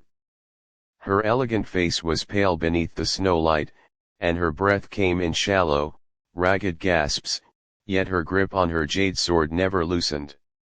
"You overexerted yourself," Su Wanqing murmured, her eyes fixed on the faint blood streaks on Shen Yu's face. "Awakening your sealed sword qi in one burst is a reckless gamble. Your meridians will suffer severe backlash if you do not rest and heal immediately. No more reckless than blocking 20 guards alone." Shen Yu reached out, gently supporting her uninjured left arm to steady her swaying figure. The cold of his frost qi brushed against her warm skin, a stark contrast that spoke of their two vastly different cultivations: her pure, gentle orthodox Saiyan qi, and his icy, lethal ancestral sword frost. Without another word, he guided her back toward the ancient stone shrine, stepping through the translucent silver barrier in a single smooth motion. The moment they crossed the threshold, the howling wind, the biting snow, and the faint murderous aura of the valley faded completely, replaced by a quiet, still warmth woven from ancient sword intent. The shrine's interior was timeless, untouched by the decay of 3 centuries. Snow could not penetrate the barrier, wind could not disturb the silence, and mortal or martial detection could not pierce the ancestral restrictions. The 4 black stone pillars stood tall and solemn, carved all over with dense, winding frost runes that glowed with soft silver light. The central stone stele rose waist-high, its surface etched with faded sword insights left by the first falling snow ancestors, every stroke sharp and profound, carrying the essence of supreme northern swordsmanship. Beneath the stele lay a flat stone platform, polished smooth by years of qi refinement, serving as the ancestral meditation altar for generations of sect heirs. "Sit." Shen Yu gestured to the altar platform, his tone softening slightly. "This altar gathers heaven and earth spiritual energy of the northern mountains. It can stabilize your wounded meridians and stop your bleeding. I will activate the shrine's healing formation." Su Wanqing did not refuse. She nodded lightly, sinking down onto the cold stone platform. The moment her body touched the altar surface, a gentle stream of pure spiritual energy wrapped around her wounded shoulder, soothing the burning pain in her torn flesh and stabilizing her chaotic spiritual circulation. She sheathed her jade sword, closed her eyes, and began to circulate her azure cloud orthodox qi to heal her injuries, her long eyelashes fluttering faintly against her pale cheeks. Shen Yu turned back to the stone stele, his gaze sweeping over the ancient runes that only falling snow bloodline heirs could decipher. Since childhood, his master had taught him to read these ancestral texts, to comprehend the sword intent hidden within the stone. Back then, he had been a carefree young prodigy, practicing swordsmanship beneath the steel's light, never imagining that one day he would return here as a lone fugitive, the last of his entire sect. Memories surged unbidden, his master's gentle instructions, the laughter of fellow disciples echoing through the sect mountains, the warm tea served in the ancestral hall on snowy winter days. All of it was gone, burned to ash in the blood moon night. Only he remained, carrying the sect's name, its techniques, and its endless grievances. Shen Yu closed his eyes, pressing both palms firmly against the steel. His remaining wisp of silver sword qi poured into the ancient stone, awakening the dormant formation buried within the shrine's foundation. Instantly, the silver runes on the 4 pillars blazed to life, weaving a circular light formation beneath their feet. Soft, warm spiritual energy flooded the entire shrine space, dense and pure, far richer than any ordinary mountain cultivation ground. The healing formation activated completely. Shen Yu sank cross-legged onto the formation edge, focusing entirely on his own fractured meridians. The severe backlash from his earlier frozen world slash was wreaking havoc inside his body, his broken veins throbbing violently, threatening to collapse his newly awakened cultivation foundation. The warm ancestral spiritual energy wrapped around his body like soft silk, seeping into his skin, his blood, his damaged meridians bit by bit. He could feel it clearly, his 12 shattered main meridians, once split into countless fractured fragments, were slowly stitching themselves back together under the nourishment of ancestral chi and shrine spiritual energy. The seal placed by the enemy's forbidden extermination technique was cracking further, peeling away layer by layer, releasing the suppressed falling snow sword chi that had been trapped inside his dantian for 3 long months. His cultivation, once crippled and hopeless, was rising steadily, inch by inch. Chapter 1 Reunion on a rainy night, an old dream returns. The plum rain season in Nansity is always shrouded in pervasive dampness and stickiness. At 6 o'clock in the evening, a torrential downpour suddenly poured down, slamming against the glass curtain walls of the office buildings with crackling sounds, blurring the neon lights and traffic flows of the entire city. The roads during the evening rush hour were thoroughly jammed, with vehicle headlights stretching into a golden river spanning several kilometers, blurring into soft yet bustling halos through the rain mist. When Ruan tidied up the final draft of her design proposal, her fingers brushing gently over the refined printed paper as she let out a long breath of relief. After 3 months of relentless work, the urban cultural tourism renovation project was finally finalized. As the chief designer of the project, she had pulled countless all-nighters and ultimately delivered a proposal that satisfied every member of the client team. Most of her colleagues had already left for the day, leaving only scattered lights lit in the spacious open-plan office. The air-conditioned wind carried a faint cool dampness, brushing the stray hairs by her shoulders and easing the exhaustion from days of overtime work. At 25, when Ruan was a well-recognized young architectural designer in the industry. Born into an ordinary family, she had stumbled and strived her way up, relying on her extraordinary diligence and talent to secure a firm foothold in a top-tier design firm. Gentle, tough, independent, and clear-minded, she carried a quiet grace in everything she did. Yet hidden deep in her heart, unknown to anyone, was a soft spot she had cherished for 7 whole years. Her phone lit up with a message from her best friend Suji, celebrating our brilliant designer Wen's project completion. "I've booked your favorite private restaurant. Hurry over. It's pouring rain and traffic is terrible, take your time, I'll wait for you." A faint smile tugged at Wen Ruan's lips as she typed her reply, "Just wrapping up, I'll be down in 10 minutes. She slung her simple black canvas bag over her shoulder, turned off the light at her workstation, and stepped out of the empty office in her white casual shoes. As the elevator descended, the rain intensified outside, with thick fog blurring the bustling prosperity of Nansity into a hazy blur. The elevator dinged softly as it reached the lobby on the ground floor. Warm night wind swept in with fine raindrops, carrying the damp scent of early summer vegetation. When Ruan reached up to adjust her coat, ready to hail a cab, when her gaze inadvertently drifted to the lounge area on the right side of the lobby. One glance, and all the blood in her body froze. The hustle and bustle of the world, the rain, the wind, the traffic all faded into silence. In that moment, there was only one man sitting calmly on the sofa. He wore a tailored black handmade suit without a tie, his collar slightly unbuttoned. The youthful recklessness of his teenage years had faded, replaced by a mature, restrained and ascetic charm. Tall and straight with broad shoulders and long legs crossed casually, he held an unlit cigarette between his fingers. His sharp jawline and cold, sleek side profile exuded an aloof aura that kept strangers at bay. The overhead light cast soft shadows through his thick eyelashes, veiling the emotions in his eyes yet failing to hide his strikingly handsome features, enough to outshine everyone around him. Lucian. A name etched into her bones, one she had cherished silently for 7 years.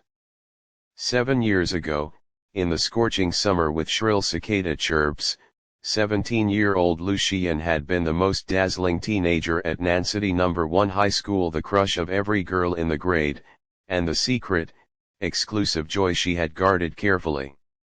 Now, he was a young entrepreneur featured on financial magazine covers, the youngest helm of the Lu Group, an untouchable powerhouse in Nancity's business circle.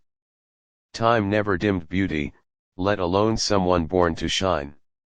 Years had smoothed his youthful arrogance, settling into a calm, profound and strategic maturity that made him even more captivating and far more unfamiliar. When Ruan's breathing slowed sharply, her heart clamped tight by an invisible hand. A surge of sour longing and throbbing restlessness washed over her, making her fingertips tremble uncontrollably. She had thought she would never cross paths with him again for the rest of her life. 7 years was long enough for two cities to sever all connections, for youthful crushes to fade, and for two people to walk completely out of each other's lives.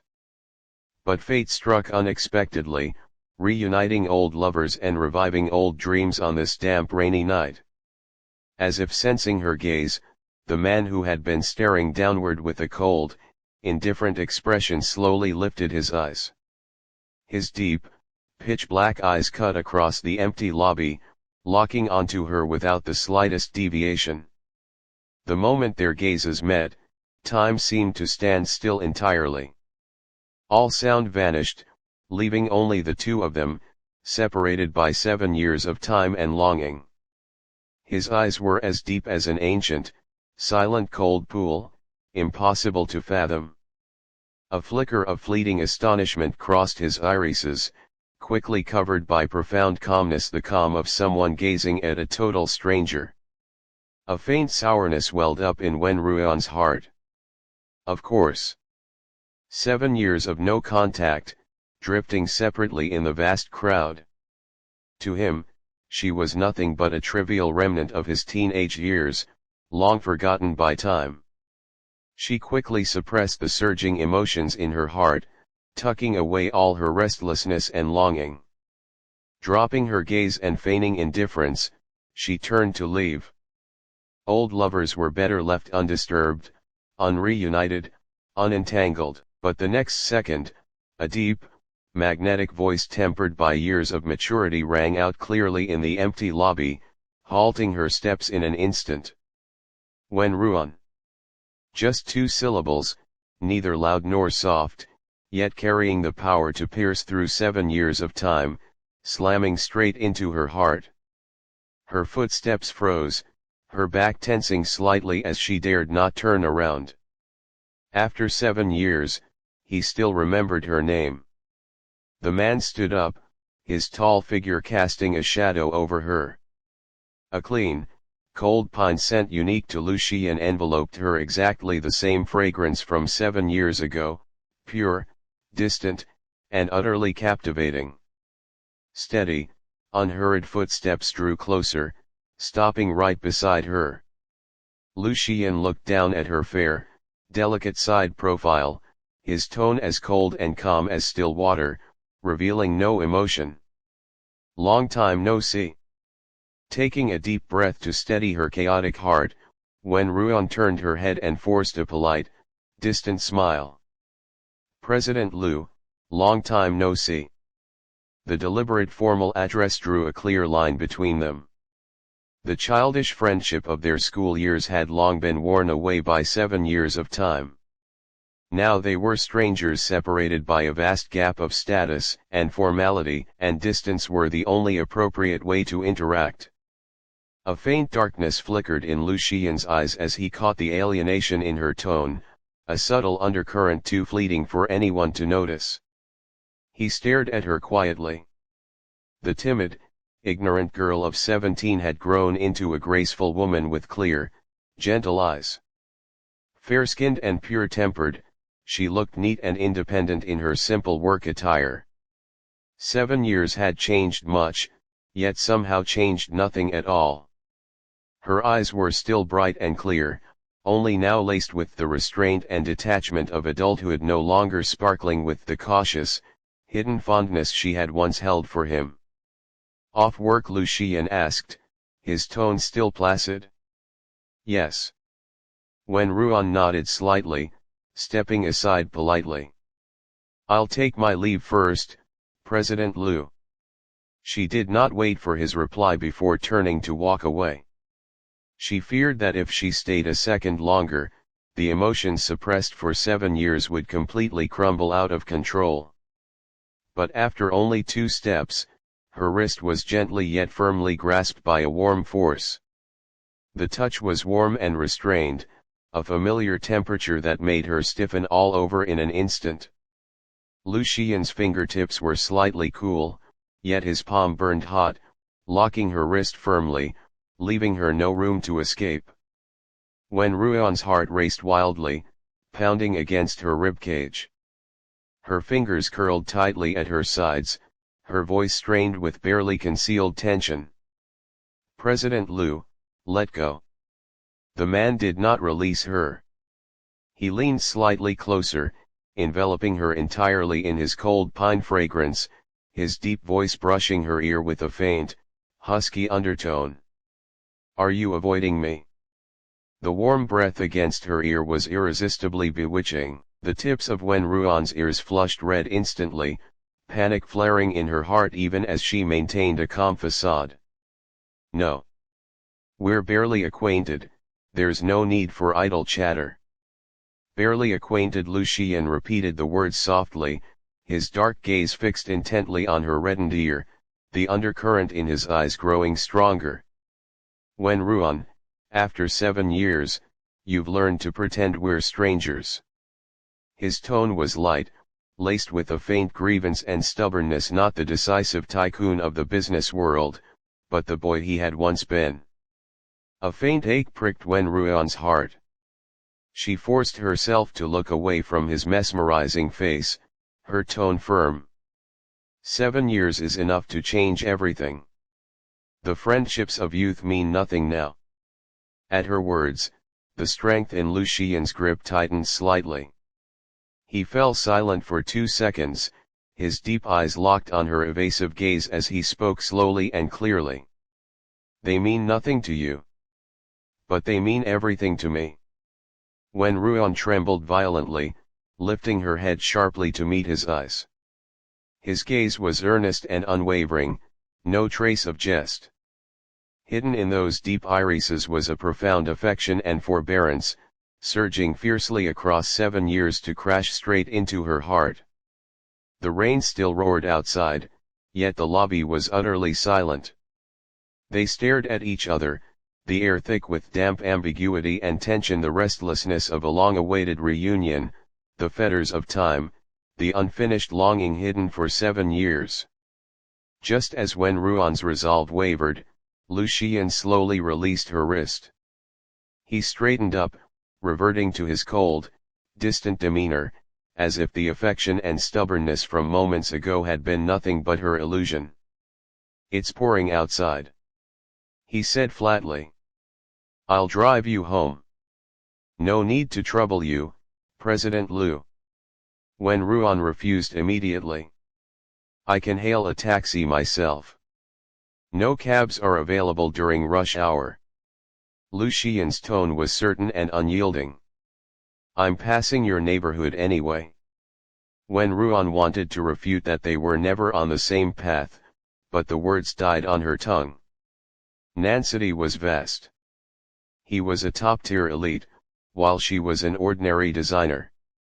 Their lives had never run parallel.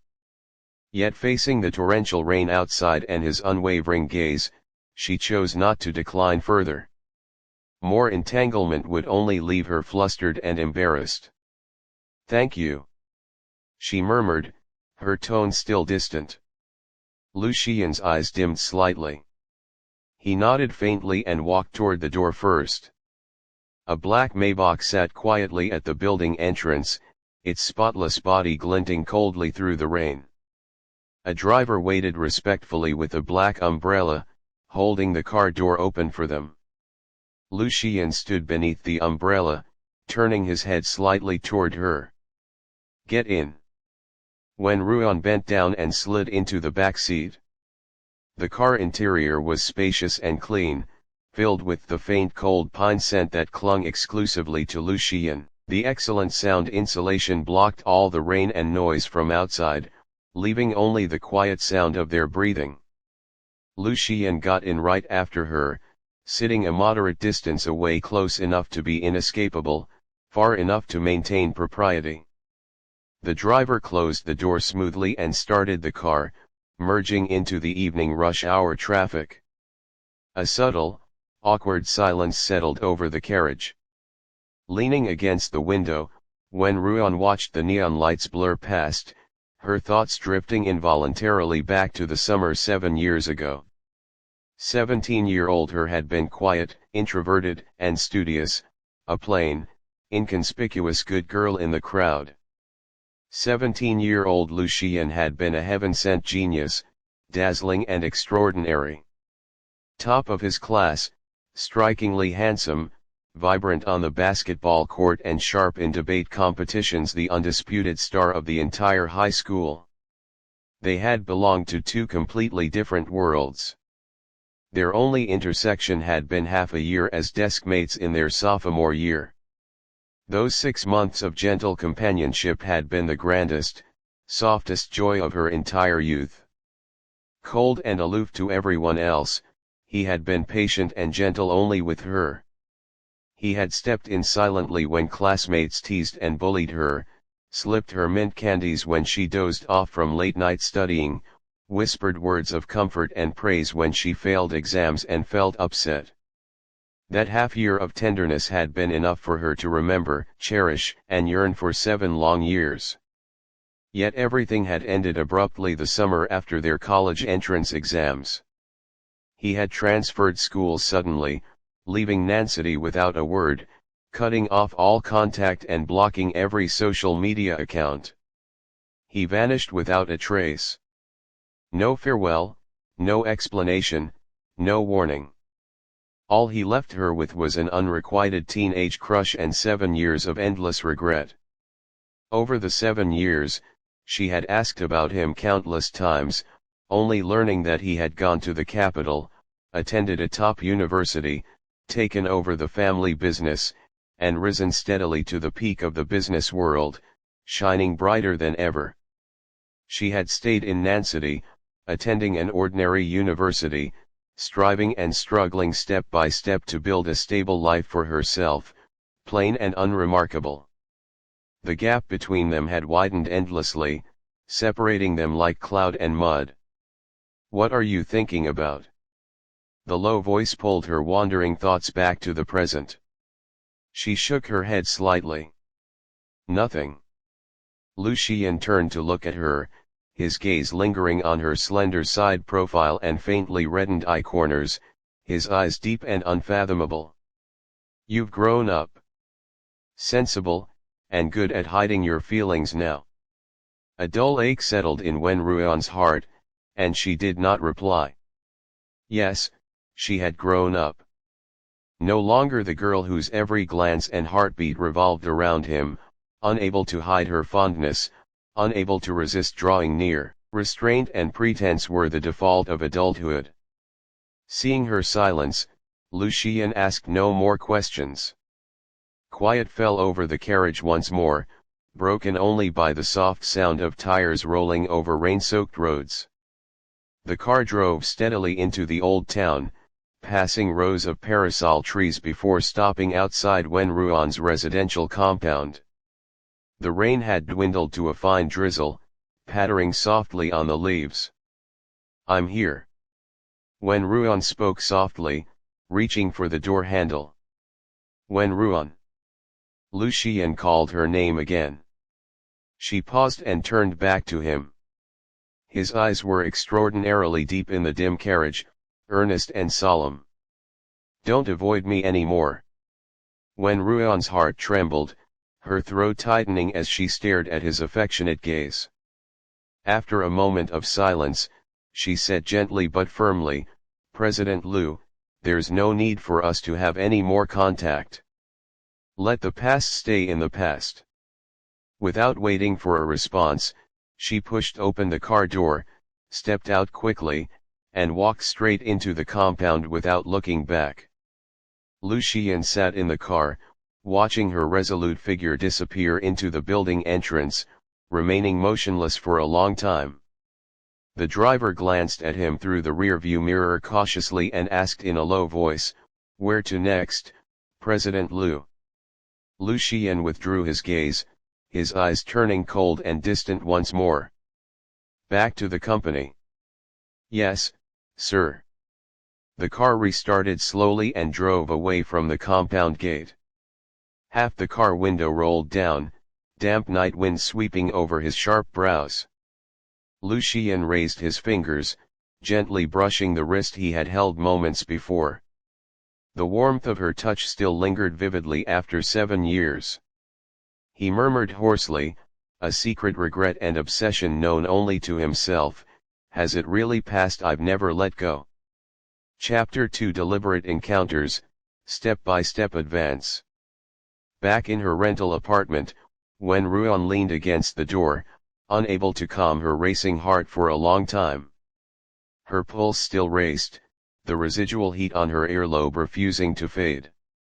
The scene of their reunion replayed endlessly in her mind, his low voice, his deep eyes, his restrained touch. 7 years of peace had been completely shattered by this rainy night reunion. She had once thought she was over him, that she had sealed away her youthful crush forever. But the moment she saw Lu Xian again, she realized all her letting go had been self-deception. Some people are etched into your bones and buried in your years, unforgettable for a lifetime. She rubbed her throbbing temples, forcing herself to calm down. Wen Ruan, stop indulging in foolish fantasies. 7 years of separation, everything has changed. He is no longer the gentle teenager who cared for you, just as you are no longer the timid girl you once were. Separated by status and time, there was no longer any possibility between them. She changed out of her damp shoes and finished washing up before collapsing onto the sofa. Her phone rang immediately. Suji's call. "Babe. Where are you? I've been waiting at the restaurant for ages." Suji's lively voice rang through the receiver, full of anticipation. "Sorry, Zizi. I just got home." Wen Ruan replied softly. "Something came up tonight, let's reschedule." "Something came up?" Suji's tone turned sharp instantly. "You sound exhausted and off. What's wrong?" After a brief silence, Wen Ruan finally spoke the words she had been holding back. "I saw Lu Xian today." Dead silence fell on the other end of the line. 3 full seconds later, Suji's shocked voice exploded through the phone. "Lu Xian, the one who vanished for 7 years, you two reunited, where? What happened?" Suji was the only person who knew about her 7-year unspoken obsession. For 7 years, she had watched Wen Ruan cling to this unfulfilled youthful regret, turning down every suitor and staying single for a forgotten old dream. "Outside my company," Wen Ruan said quietly. "We ran into each other in the rain, and he drove me home." "Oh my God. This is pure fate." Suji was ecstatic. "So what happened? Did he say anything? Admit he regrets it. Show you he still cares. This is your 7-year white moonlight. This is your chance." Wen Ruan smiled faintly, her eyes tinged with quiet sorrow. "Don't get your hopes up. It was just a random encounter and polite small talk. We're nothing to each other now." "Polite small talk, my foot." Suji refused to believe it. "A polite stranger wouldn't go out of his way to drive you home, wouldn't remember your name after 7 years. You're too sensible and too insecure. I saw how different he was with you back then." Wen Ruan fell silent. His tenderness back then had been real, just as his sudden departure had been real. She dared not hold any new hope, fearing another disappointment, another heartbreak. Let's drop the topic. Wen Ruan changed the subject. I'm tired and want to rest early. We'll eat together another day. Fine fine. Suji conceded, her tone turning earnest. But listen to me. If Lu Xian comes back for you, don't run or doubt yourself. You're amazing, you deserve everyone's unconditional love including his. Warmth flooded Wen Ruan's heart, and she whispered, I know. She hung up the phone, leaving the room enveloped in silence. The rain pattered outside, the night wind cool and thin. Staring at the hazy night view, Wen Ruan tossed and turned, unable to sleep all night, her mind tangled in chaotic thoughts. The next morning, the rain cleared. Sunlight broke through the clouds and spilled over Nansity, leaving the air fresh and clean. Wen Ruan got up early, tidied herself up, and headed to work on time. She forced herself to adjust her mindset, pushing the previous night's reunion from her thoughts and devoting herself entirely to work. Yet she had no idea that the tug of fate had only just begun. At 10 o'clock in the morning, senior management announced an emergency all-staff meeting. Everyone gathered in the large conference room, whispering and speculating about the agenda. Heard the investor for our new urban cultural tourism upgrade project is the Lu Group. No way. The Lu Group is the top leading enterprise in Nansity, backed by their Beijing headquarters with endless capital. No wonder the project standard is so high. The Lu Group is funding it. Their senior team is coming for an inspection today. Rumor has it President Lu is coming in person.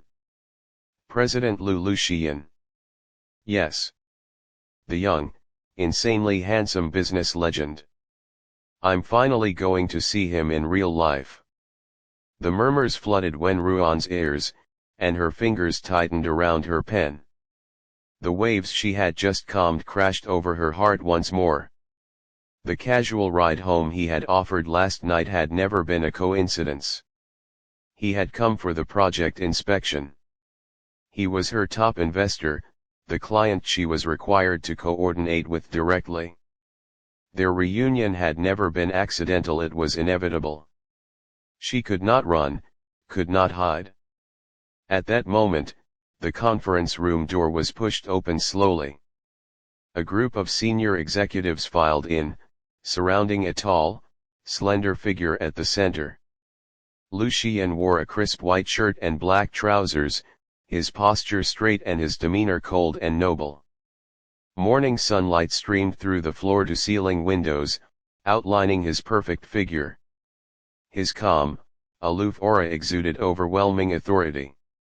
The entire room fell dead silent in an instant, every gaze fixed on him with awe and admiration. Lu Xian swept his eyes casually over the crowd, steady and unyielding. His introduction was concise and powerful. Lu Xian. 3 simple words commanded the entire room's attention. The company's general manager hurried forward to greet him, introducing the project progress enthusiastically with extreme deference. Lu Xian nodded slightly, listening patiently, his gaze drifting unhurriedly across the crowd before locking precisely on Wen Ruan sitting in the corner. Their eyes met. His gaze was outwardly calm, yet piercingly sharp, seeing through all her panic and evasion. Wen Ruan looked down at her design draft immediately, avoiding his sight, her heart racing uncontrollably again. The meeting officially commenced. Lu Xian spoke little throughout, yet every word was precise and insightful, sharply pointing out flaws and loopholes in the project plan with decisive strategic vision. Everyone sat rigidly, not daring the slightest negligence. When it came time for the core project presentation, Wen Ruan stepped up to the podium. Taking a deep breath to steady her chaotic emotions, she stood tall and spoke in a clear, composed tone, elaborating on her design concepts, renovation plans and implementation details in a well-structured manner. Free of personal sentiment, she was a professional, outstanding designer, calm, poised, and brilliant. Nods of approval rippled through the audience, filled with sincere admiration. Seated in the main seat, Lu Xian rested his elbow on the table, his fingers lightly touching his lips as he stared at her unblinkingly. He watched her confident, professional demeanor, her shining brilliance, his deep eyes filled with unspoken tenderness and pride unknown to anyone else. After 7 years, his girl had grown so talented, so dazzling. The presentation ended to warm applause. The general manager smiled and praised, "Designer Wen is our youngest core team member. She single-handedly drafted the entire cultural tourism project proposal, delivering an exceptional result." Colleagues echoed the compliments.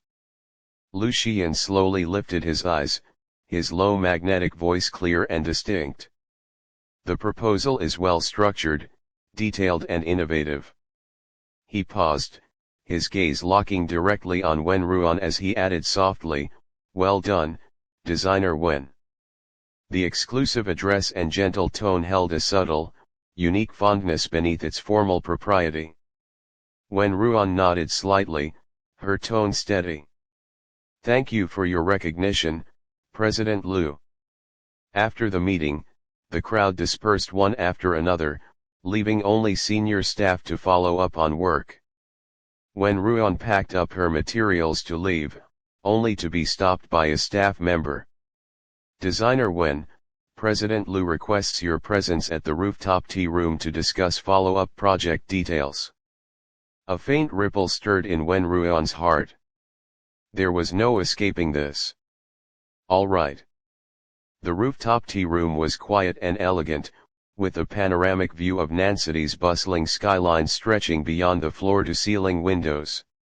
Lu Xian sat alone by the window, his sharp business aura softened into lazy relaxation. He looked up at the sound of her footsteps. "Sit." Wen Ruan sat across from him, placing her design documents on the table and speaking straightforwardly. "President Lu, please inform me of any revision requests or follow-up coordination requirements for the proposal." Lu Xian did not glance at the documents. Instead, he poured her a cup of warm white tea and pushed it toward her, his gaze fixed on her delicate face. "The proposal is perfect. No revisions needed." Wen Ruan blinked in surprise. "Then why did you ask for me?" "Can't I ask for you for personal reasons?" A faint smile tugged at Lu Xian's lips, softening his cold demeanor. Wen Ruan's heart fluttered, and she looked away, her tone restrained. "We should only discuss work during working hours, President Lu." Lu Xian's eyes dimmed at her deliberate distance, his voice soft. "Wen Ruan, what exactly are you running from?" "The same question again." After a short silence, Wen Ruan met his gaze calmly. "I'm not running. I just think that after 7 years and such a wide status gap, we're strangers. Excessive closeness will only spark gossip and awkwardness." "Strangers?" Lu Xian repeated the word, laced with helplessness. "In your heart, we're just strangers." Wen Ruan's throat tightened, her voice carrying 7 years of suppressed grievance. "What else would we be? You left without a word 7 years ago, cut off all contact, and disappeared completely. 7 years of no interaction. We are strangers." Her tone was calm yet tinged with faint sorrow, piercing straight through his heart. Lu Xian's gaze turned dark with heavy guilt and forbearance. His Adam's apple rolled as he spoke hoarsely, "I had no choice back then." "No choice?" Wen Ruan let out a bitter laugh of self-mockery. "No choice could excuse leaving without a single farewell or explanation. Let it go, President Lu. I don't want to dwell on the past anymore. Every recollection only reopened old wounds and regrets." Lu Xian stared at her stubborn, forbearing expression, his heart aching sharply as if pricked by countless fine needles. He knew he owed her everything. 7 years of absence was the greatest regret of his life. "I know I've wronged you." His tone was solemn and earnest. "That's why I'm back, Wen Ruan. I came back to make it up to you." The blatant, burning confession crossed 7 years of time, crashing into Wen Ruan's heart without warning. She trembled violently, staring at him in utter shock and fluster. His eyes were hot, sincere, and unwavering, carrying 7 years of longing and guilt, sweeping over her without mercy. The tea room fell utterly silent, soft night wind brushing through the windows and fluttering their hair in gentle ambiguity. Wen Ruan's heart raced wildly as she looked away hastily, her voice trembling slightly. "You don't have to do this. I don't need your compensation, and I haven't needed you for a long time." It was the truth, yet also a desperate pretense. For 7 years, she had endured every hardship alone, growing accustomed to life without him. Yet only she knew how desperately she had longed for him to appear on countless sleepless nights. Seeing through her false composure, Lu Xian's eyes deepened, his voice soft and certain. "It doesn't matter. I need you. I've needed you since 7 years ago." Chapter 3 Old memories surge, heartbeat uncontrollable. Those two soft yet stubborn words shattered all of Wen Ruan's pretense and restraint. Her fingers trembled, her heart churning violently with 7 years of grievance, regret, loss and longing, threatening to break through all rational barriers. She could hardly believe that the person she had missed for 7 years had missed her right back. Yet reason pulled her back sharply. 7 years of separation had changed everything. They were no longer teenagers, their future full of unknowns and irreparable estrangement. "Lu Xian." Wen Ruan took a deep breath, her tone firm yet restrained. "Stop saying these things. They're meaningless. 7 years have passed, we've both changed. We can't go back." "I haven't changed." Lu Xian refuted instantly with unshakable certainty. "I've never changed at all." He stared straight into her stunned eyes, every word clear and solemn. "My original intention, my obsession, the person I've kept in my heart for 7 years, it's always been you, Wen Ruan." Beneath the bright sunshine and gentle breeze, his eyes burned with exclusive affection, reserved only for her. Tears stung Wen Ruan's eyes. She quickly lowered her head and sipped the warm white tea to hide her wet, flustered gaze. The warm tea could not soothe the burning ache in her heart. After a long silence, she finally summoned the courage to ask the question that had haunted her for 7 years. "Why did you leave so suddenly back then?" For 7 years, she had guessed and doubted and tormented herself, never finding an answer. Lu Xian looked at her drooping eyes and reddened lash line, his voice low and heavy with guilt. "There was a sudden family crisis. My grandfather fell critically ill, and brutal internal power struggles erupted within the Lu group. I had to return to the capital immediately to take charge and stabilize the situation." Wen Ruan froze in shock. "It happened overnight. I had no time to say goodbye." Lu Xian slowly revealed the truth hidden for 7 years. "The internal conflict was extremely dangerous back then. My opponents were unscrupulous and would have dragged you into the chaos and hurt you. I had no choice but to cut off all contact completely, to keep you far away from my world, so you could live a safe, peaceful life." A massive wave of sourness washed over Wen Ruan, sweeping away all her doubts and resentment. She had never imagined his sudden departure had been out of protection, not indifference or abandonment. "I thought." Her voice shook faintly.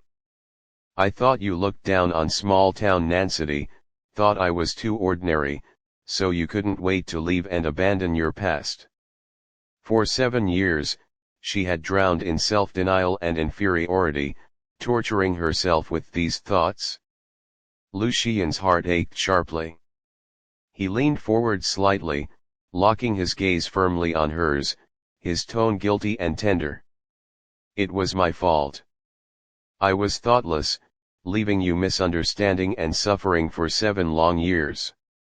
I thought I would come back for you as soon as I stabilized the situation, but the internal struggles were far more ruthless than I expected. It dragged on for 7 years. Every single day for 7 years, I thought of you. Never once did I stop. His sincere, gentle voice dissolved every last trace of her defenses with 7 years of longing and remorse. All her unfulfilled regrets finally had an explanation. Her one-sided crush had never been unrequited. He had missed her just as deeply, just as long. Tears blurred Wenruan's vision. She turned her head quickly to hide her tearful eyes. It's all in the past. She whispered shakily. It's too late to say all this now. It's never too late. Lucian's tone was firm and persistent. As long as you're here, as long as I can meet you, it's never too late. He lifted his hand gently, brushing a strand of hair from her cheek with the utmost restraint and tenderness.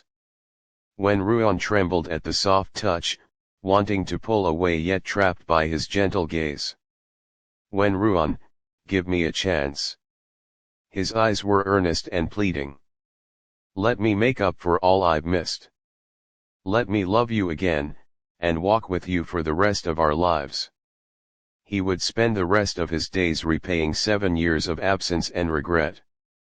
Warmth, grievance, longing, and joy tangled chaotically in Wenruan's heart, her defenses crumbling bit by bit. She craved this long-awaited affection and perfection, yet feared repeating past hurts and disappointment. I don't know. Her voice was soft and hesitant. 7 years is too long, Lucian. I'm afraid we've changed too much, afraid we'll never fit again, afraid we can't go back. Then we start over. Lucian replied instantly, gentle and resolute. We won't go back to the past. We'll build a new future together. I'll take it slow. I'll wait for you, no matter how long it takes. He never pressured her, only waited patiently, giving her all the respect and security she needed. After a long silence, the chaos in Wenruan's heart gradually settled. Perhaps she could be brave just once. For this reunion across 7 years, for the crush hidden in her youth, for the delayed truth and exclusive love. Okay. She nodded softly yet firmly after a long pause. Let's try. Those 2 simple words instantly relaxed the tension that had lingered in Lucian's heart for 7 years. Bright, gentle light bloomed in his deep eyes, overflowing with the joy of regained treasure. He stared at her, his gaze filled with cherishment and gratitude, murmuring softly, "Thank you, Wenruan. Thank you for giving me a chance. Thank you for forgiving me. Thank you for letting my 7-year obsession finally find its home." Soft sunlight and gentle breeze filled the tea room, the air laced with the faint fragrance of white tea and budding romance. 7 years of regret finally ushered in a tender new beginning. They talked for a long time, reminiscing about teenage trivialities, sharing their 7 years of experiences, their growth, and hopes for the future. No forced flattery, no awkward distance, only the tacit understanding and tenderness of a long-awaited reunion.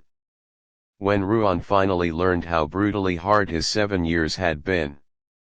At 17, he had been forced to take over a turbulent family enterprise, facing covetous elders, scheming rivals and intricate business conflicts. Alone and young, he had navigated every step cautiously, fought his way through internal strife, stabilized the Lu Group's foundation, and climbed to the peak of the business world step by step. Not a single moment of leisure in 7 years, his only anchor had been the hope of returning to find her once the chaos ended. Understanding everything, all when Ruan's resentment and unease faded completely, replaced by heartache and tenderness for him. Beneath everyone's glamorous facade lay untold hardships and forbearance. "You've worked so hard all these years." When Ruan whispered, her eyes soft with pity. Lucian's heart warmed at her tender sympathy. He shook his head gently. "It was all worth it, as long as I got to meet you in the end." Dusk fell, the sunset glow spilling through the windows and stretching their shadows long and intertwined. Lucian insisted on driving her home after they left the tea room. The car cruised steadily along the street, night breeze soft and neon lights twinkling. "Are you free tomorrow weekend?" Lucian glanced at her, tentative and gentle. When Ruan met his expectant gaze and nodded lightly. "I am. I'll take you somewhere."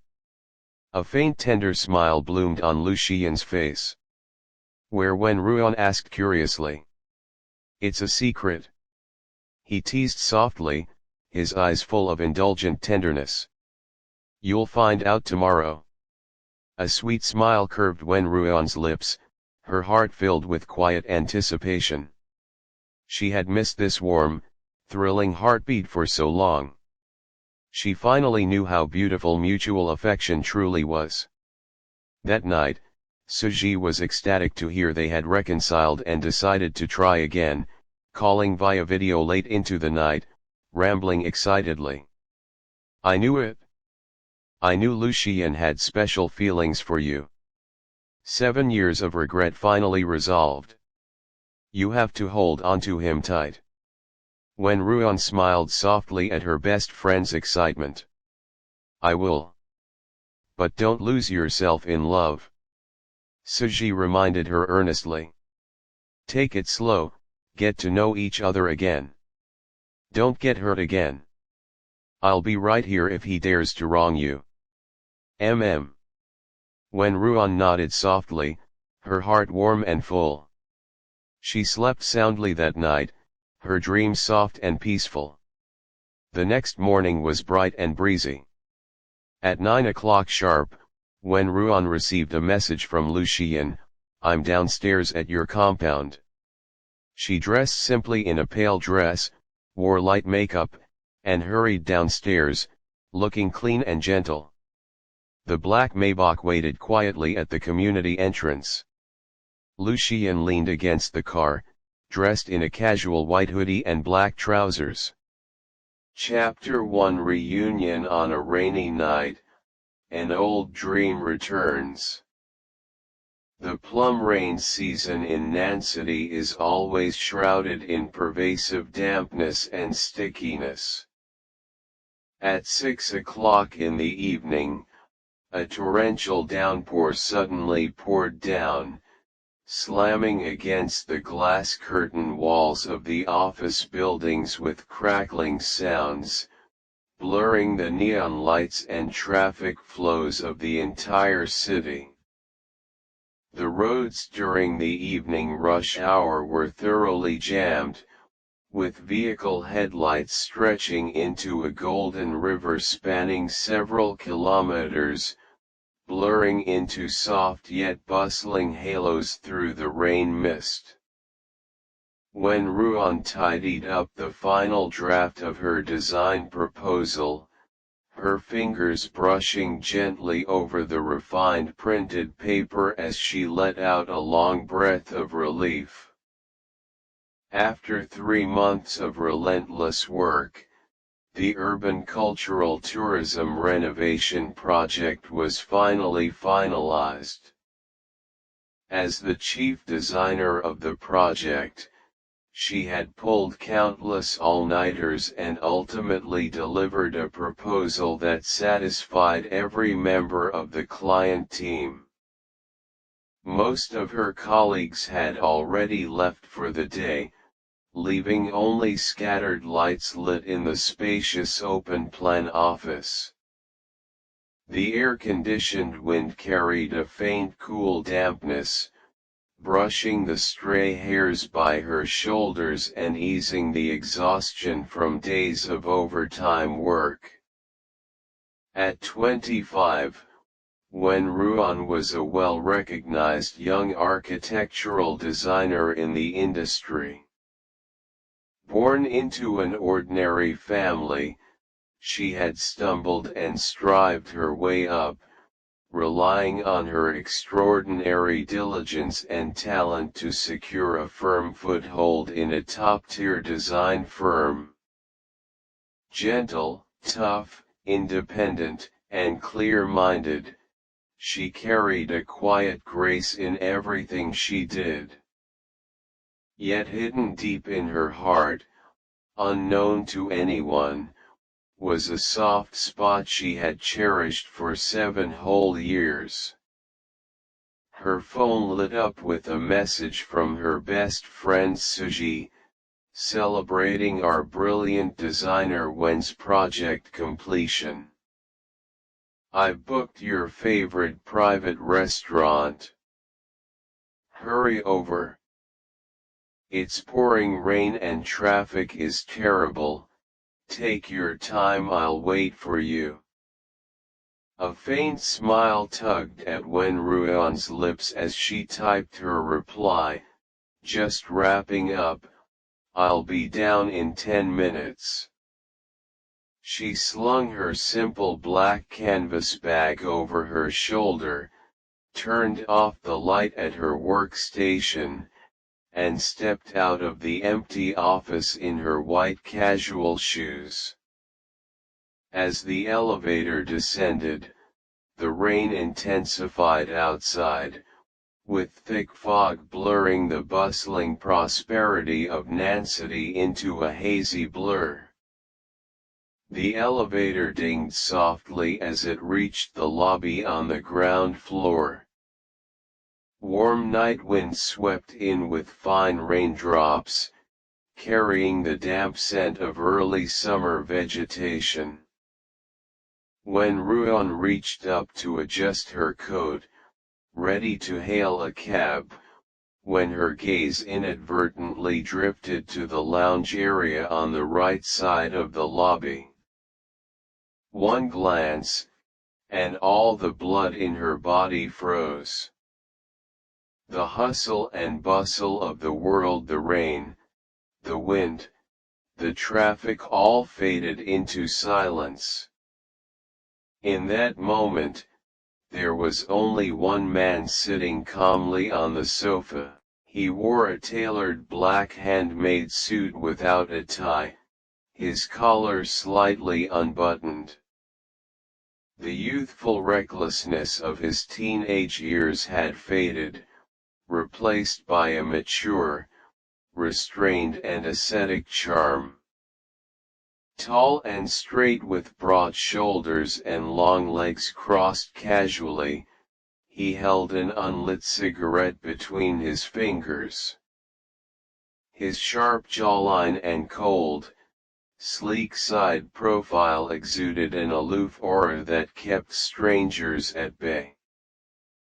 The overhead light cast soft shadows through his thick eyelashes, veiling the emotions in his eyes yet failing to hide his strikingly handsome features, enough to outshine everyone around him. Lucien. A name etched into her bones, one she had cherished silently for 7 years. 7 years ago, in the scorching summer with shrill cicada chirps, 17-year-old Lucien had been the most dazzling teenager at Nansity No. 1 High School, the crush of every girl in the grade, and the secret, exclusive joy she had guarded carefully. Now, he was a young entrepreneur featured on financial magazine covers, the youngest helm of the Lu Group, an untouchable powerhouse in Nansity's business circle. Time never dimmed beauty, let alone someone born to shine. Years had smoothed his youthful arrogance, settling into a calm, profound and strategic maturity that made him even more captivating and far more unfamiliar. When Ruan's breathing slowed sharply, her heart clamped tight by an invisible hand. A surge of sour longing and throbbing restlessness washed over her, making her fingertips tremble uncontrollably. She had thought she would never cross paths with him again for the rest of her life. 7 years was long enough for two cities to sever all connections, for youthful crushes to fade, and for two people to walk completely out of each other's lives. But fate struck unexpectedly, reuniting old lovers and reviving old dreams on this damp rainy night. As if sensing her gaze, the man who had been staring downward with a cold, indifferent expression slowly lifted his eyes. His deep, pitch-black eyes cut across the empty lobby, locking onto her without the slightest deviation. The moment their gazes met, time seemed to stand still entirely. All sound vanished, leaving only the two of them, separated by 7 years of time and longing. His eyes were as deep as an ancient, silent cold pool, impossible to fathom.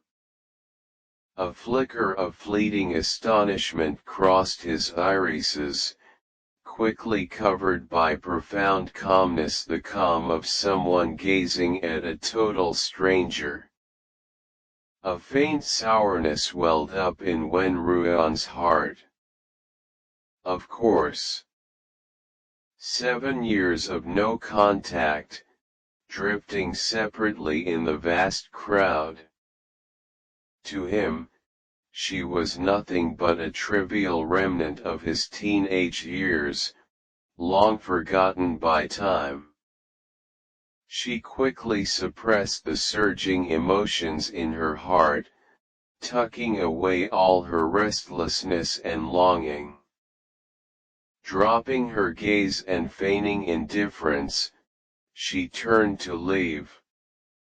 Old lovers were better left undisturbed, unreunited, unentangled. But the next second, a deep, magnetic voice tempered by years of maturity rang out clearly in the empty lobby, halting her steps in an instant.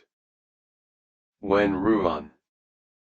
Just 2 syllables, neither loud nor soft, yet carrying the power to pierce through 7 years of time, slamming straight into her heart.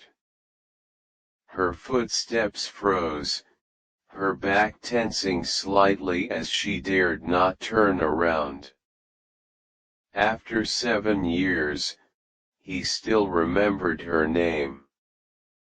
The man stood up, his tall figure casting a shadow over her.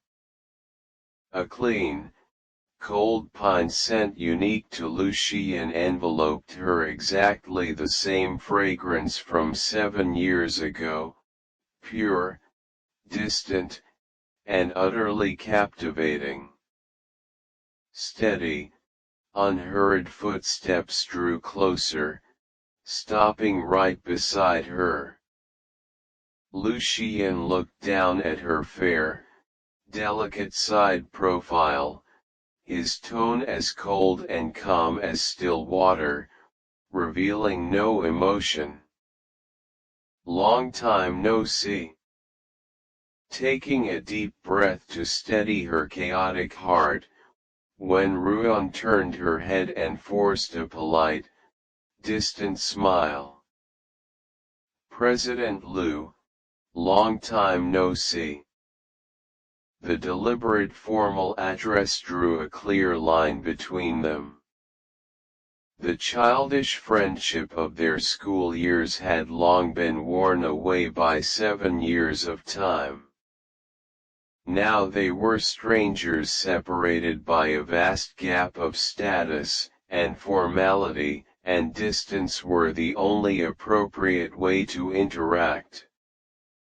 A faint darkness flickered in Lu Xian's eyes as he caught the alienation in her tone, a subtle undercurrent too fleeting for anyone to notice.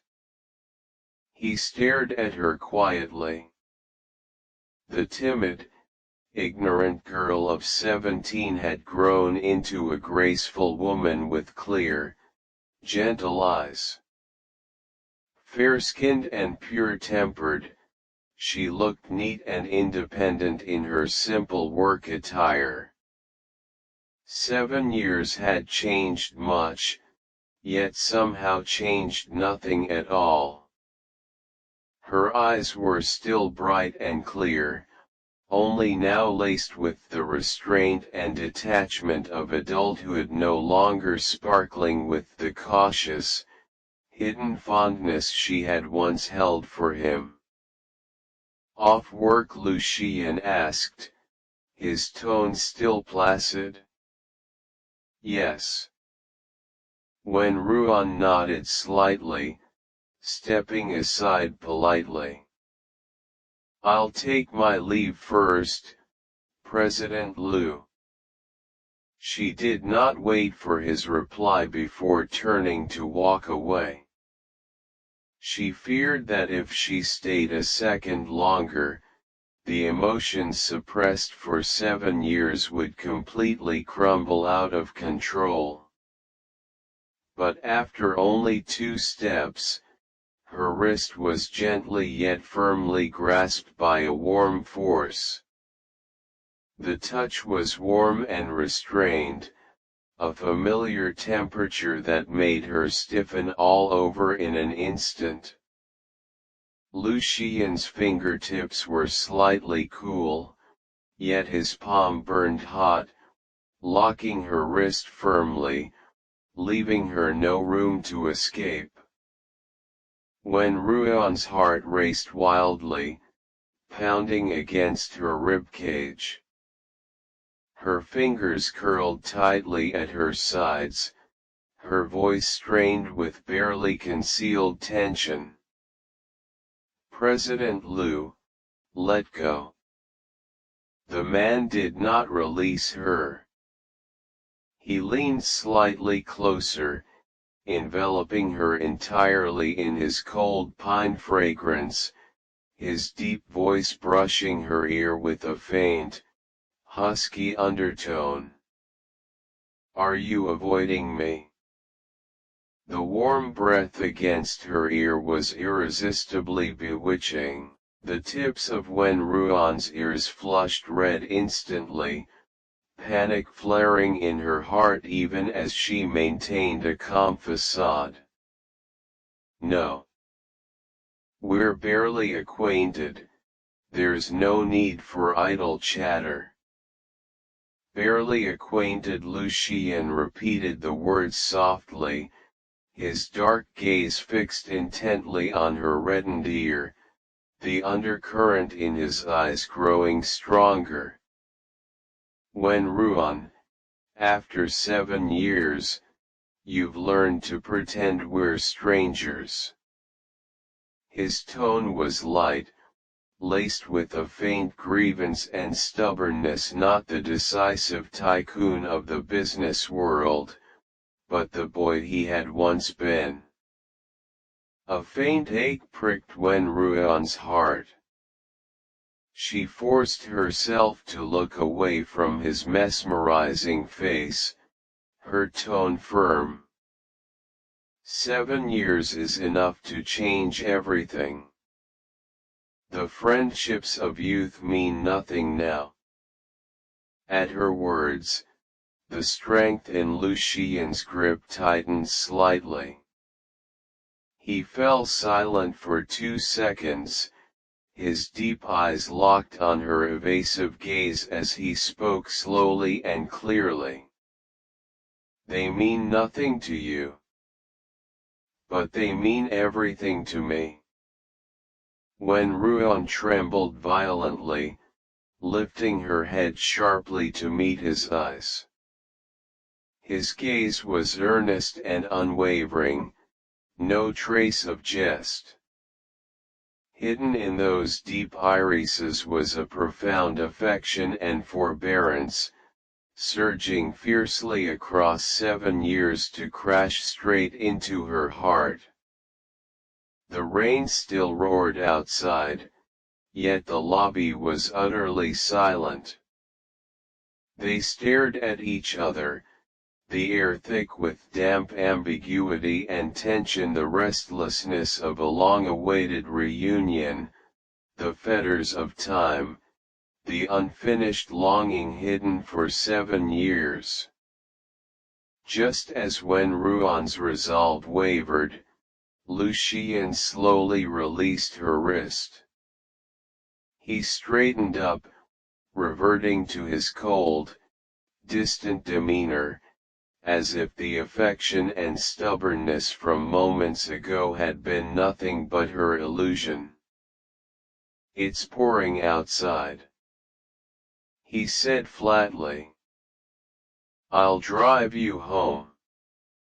"No need to trouble you, President Liu."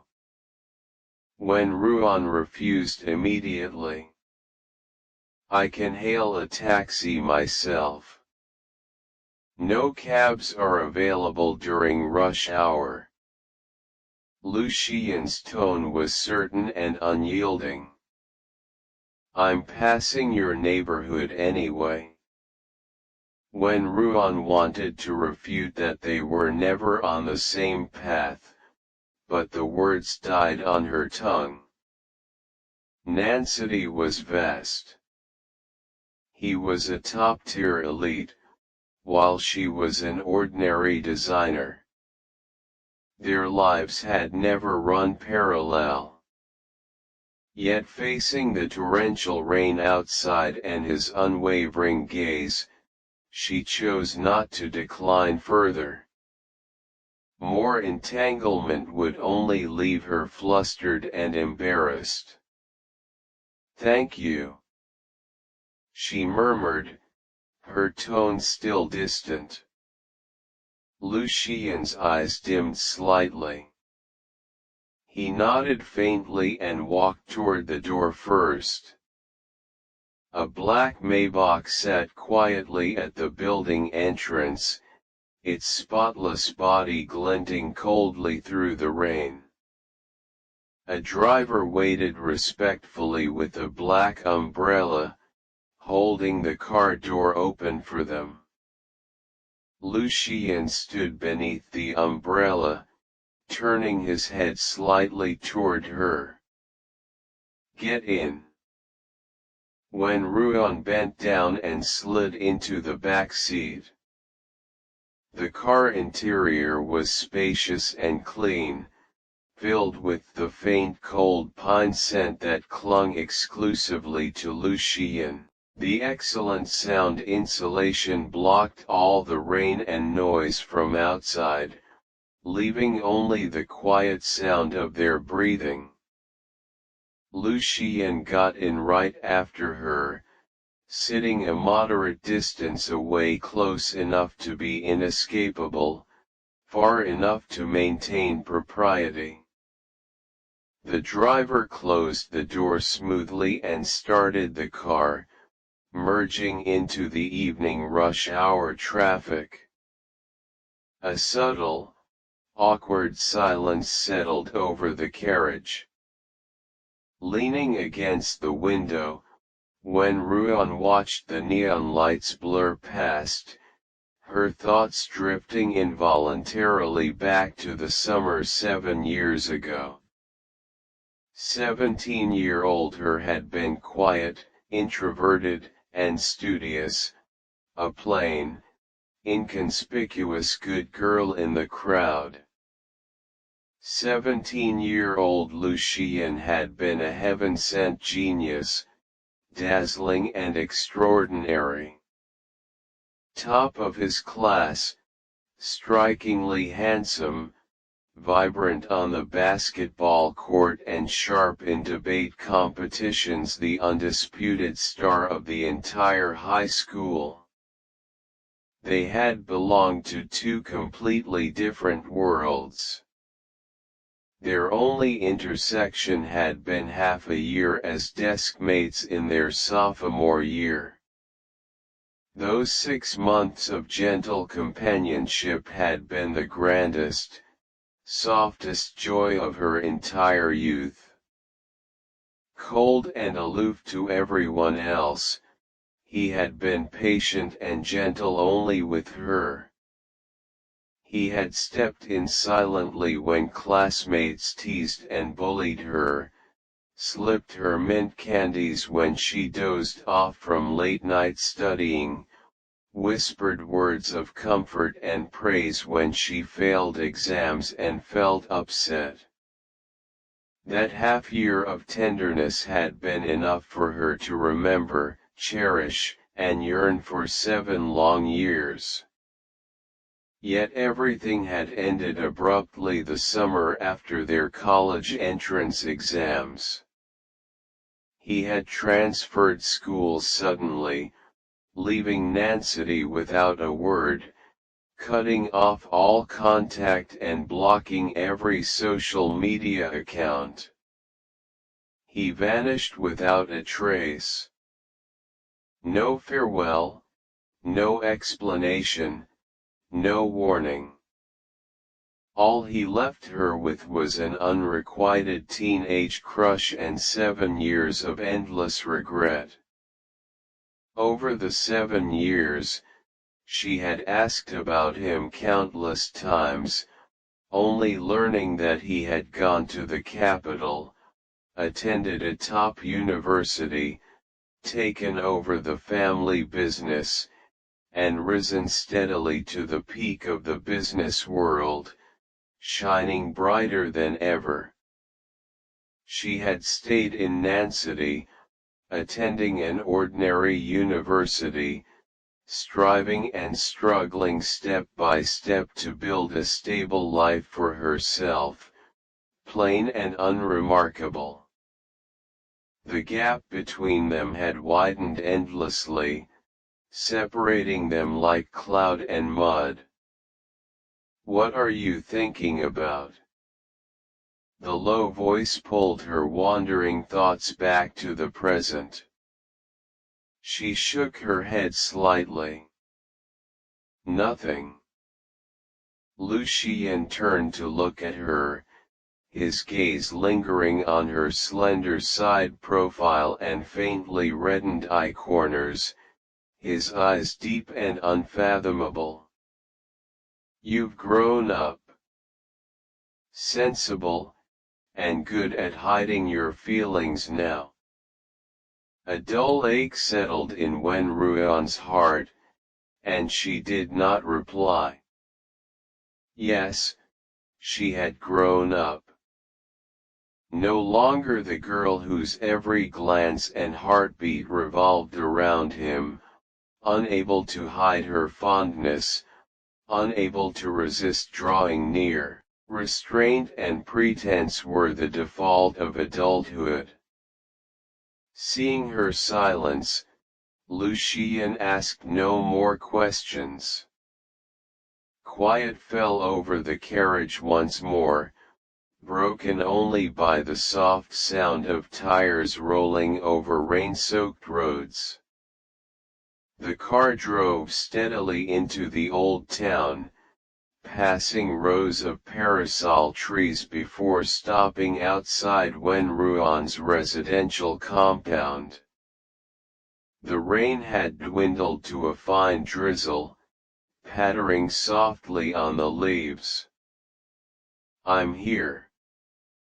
Wenruan spoke softly, reaching for the door handle. "Wenruan." Lucien called her name again. She paused and turned back to him.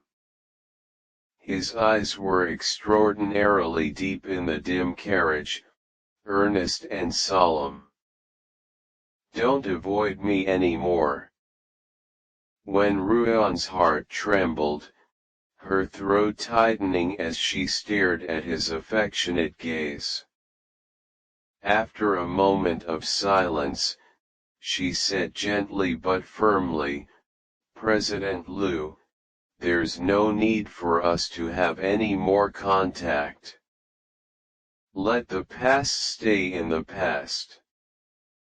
Without waiting for a response, she pushed open the car door, stepped out quickly, and walked straight into the compound without looking back. Lu Xian sat in the car, watching her resolute figure disappear into the building entrance, remaining motionless for a long time. The driver glanced at him through the rearview mirror cautiously and asked in a low voice, "Where to next, President Liu?" Lu Xian withdrew his gaze, his eyes turning cold and distant once more. "Back to the company." "Yes, sir." The car restarted slowly and drove away from the compound gate. Half the car window rolled down, damp night wind sweeping over his sharp brows. Lu Xian raised his fingers, gently brushing the wrist he had held moments before. The warmth of her touch still lingered vividly after 7 years. He murmured hoarsely, a secret regret and obsession known only to himself, "Has it really passed? I've never let go." Chapter 2: Deliberate Encounters, Step-by-Step Advance. Back in her rental apartment, when Ruan leaned against the door, unable to calm her racing heart for a long time. Her pulse still raced, the residual heat on her earlobe refusing to fade. The scene of their reunion replayed endlessly in her mind: his low voice, his deep eyes, his restrained touch. 7 years of peace had been completely shattered by this rainy night reunion. She had once thought she was over him, that she had sealed away her youthful crush forever. But the moment she saw Lu Xian again, she realized all her letting go had been self-deception. Some people are etched into your bones and buried in your years, unforgettable for a lifetime.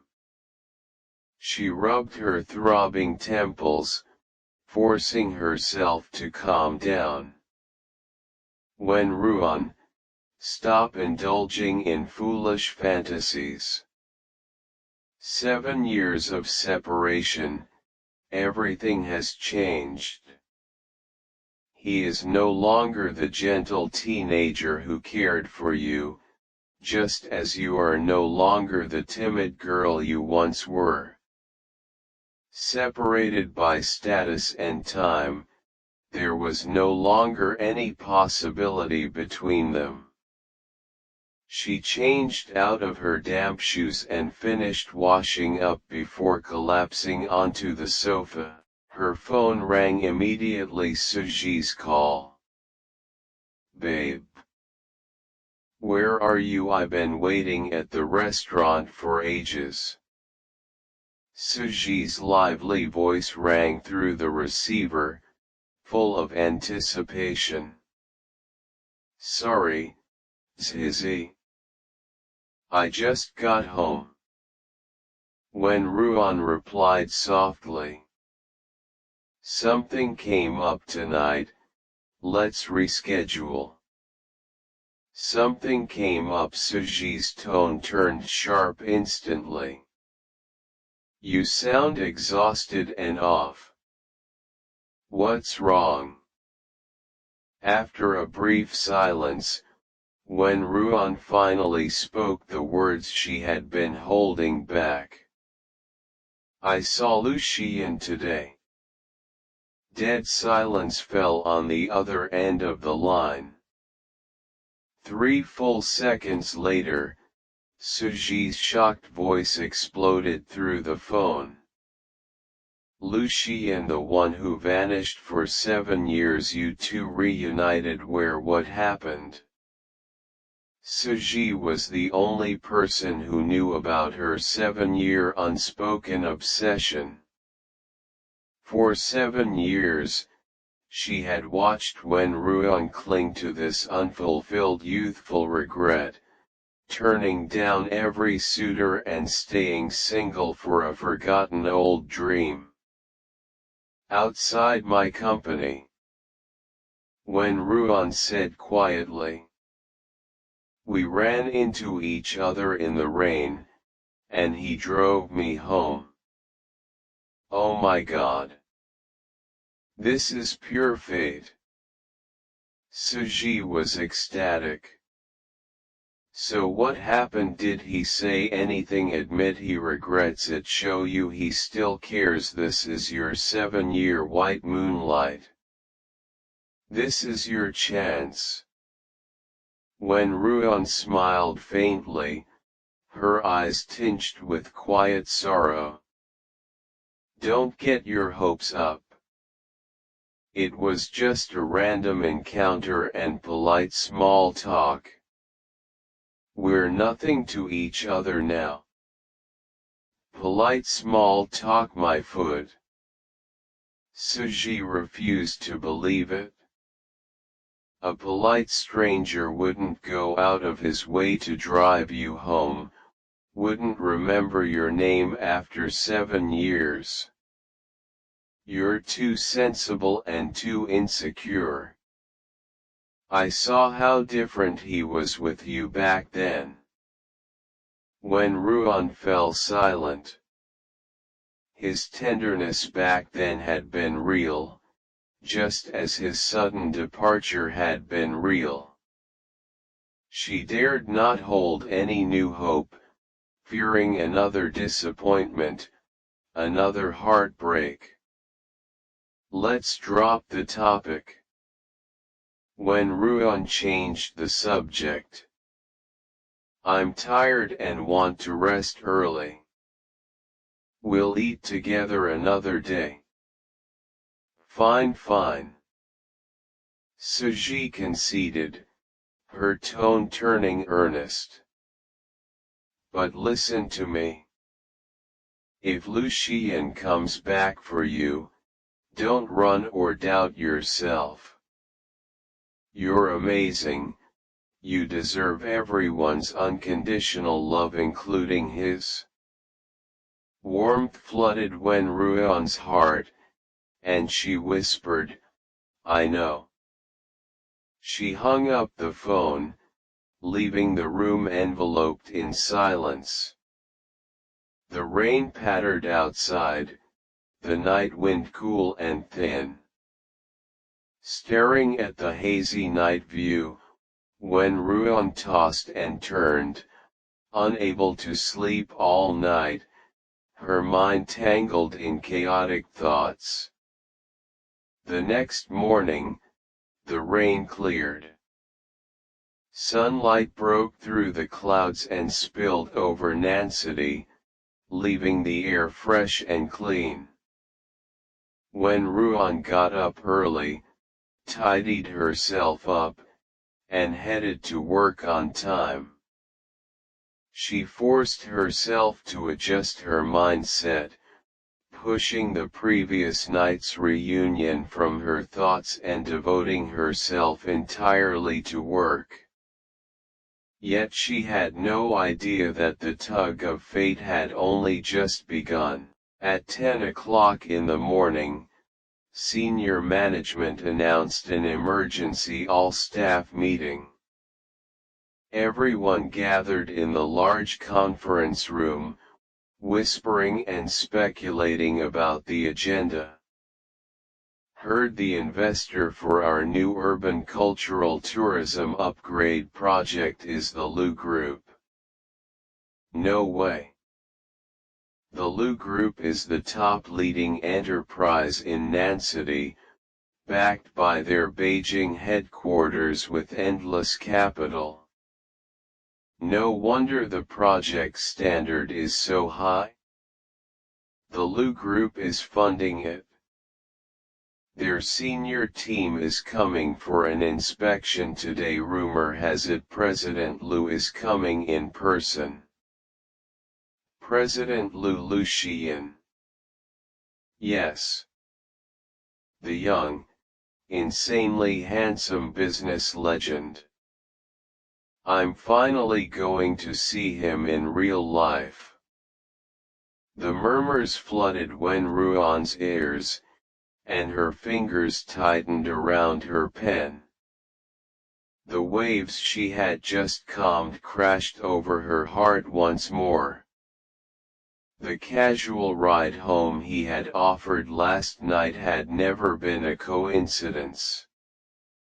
He had come for the project inspection. He was her top investor, the client she was required to coordinate with directly. Their reunion had never been accidental, it was inevitable. She could not run, could not hide. At that moment, the conference room door was pushed open slowly. A group of senior executives filed in, surrounding a tall, slender figure at the center. Lu Shiyan wore a crisp white shirt and black trousers, his posture straight and his demeanor cold and noble. Morning sunlight streamed through the floor-to-ceiling windows, outlining his perfect figure. His calm, aloof aura exuded overwhelming authority. The entire room fell dead silent in an instant, every gaze fixed on him with awe and admiration. Lu Shiyan swept his eyes casually over the crowd, steady and unyielding. His introduction was concise and powerful. Lu Shiyan. 3 simple words commanded the entire room's attention. The company's general manager hurried forward to greet him, introducing the project progress enthusiastically with extreme deference. Lu Shiyan nodded slightly, listening patiently, his gaze drifting unhurriedly across the crowd before locking precisely on Wen Ruan sitting in the corner. Their eyes met. His gaze was outwardly calm, yet piercingly sharp, seeing through all her panic and evasion. When Ruan looked down at her design draft immediately, avoiding his sight, her heart racing uncontrollably again. The meeting officially commenced. Lu Shiyan spoke little throughout, yet every word was precise and insightful, sharply pointing out flaws and loopholes in the project plan with decisive strategic vision. Everyone sat rigidly, not daring the slightest negligence. When it came time for the core project presentation, when Ruan stepped up to the podium, taking a deep breath to steady her chaotic emotions, she stood tall and spoke in a clear, composed tone, elaborating on her design concepts, renovation plans and implementation details in a well-structured manner, free of personal sentiment, She was a professional, outstanding designer, calm, poised, and brilliant. Nods of approval rippled through the audience, filled with sincere admiration. Seated in the main seat, Lucien rested his elbow on the table, his fingers lightly touching his lips as he stared at her unblinkingly. He watched her confident, professional demeanor, her shining brilliance, his deep eyes filled with unspoken tenderness and pride unknown to anyone else. After 7 years, his girl had grown so talented, so dazzling. The presentation ended to warm applause. The general manager smiled and praised, "Designer Wen is our youngest core team member. She single-handedly drafted the entire cultural tourism project proposal, delivering an exceptional result." Colleagues echoed the compliments. Lucien slowly lifted his eyes, his low magnetic voice clear and distinct. "The proposal is well structured, detailed and innovative." He paused, his gaze locking directly on Wen Ruan as he added softly, "Well done, Designer Wen." The exclusive address and gentle tone held a subtle, unique fondness beneath its formal propriety. Wen Ruan nodded slightly, her tone steady. "Thank you for your recognition, President Liu."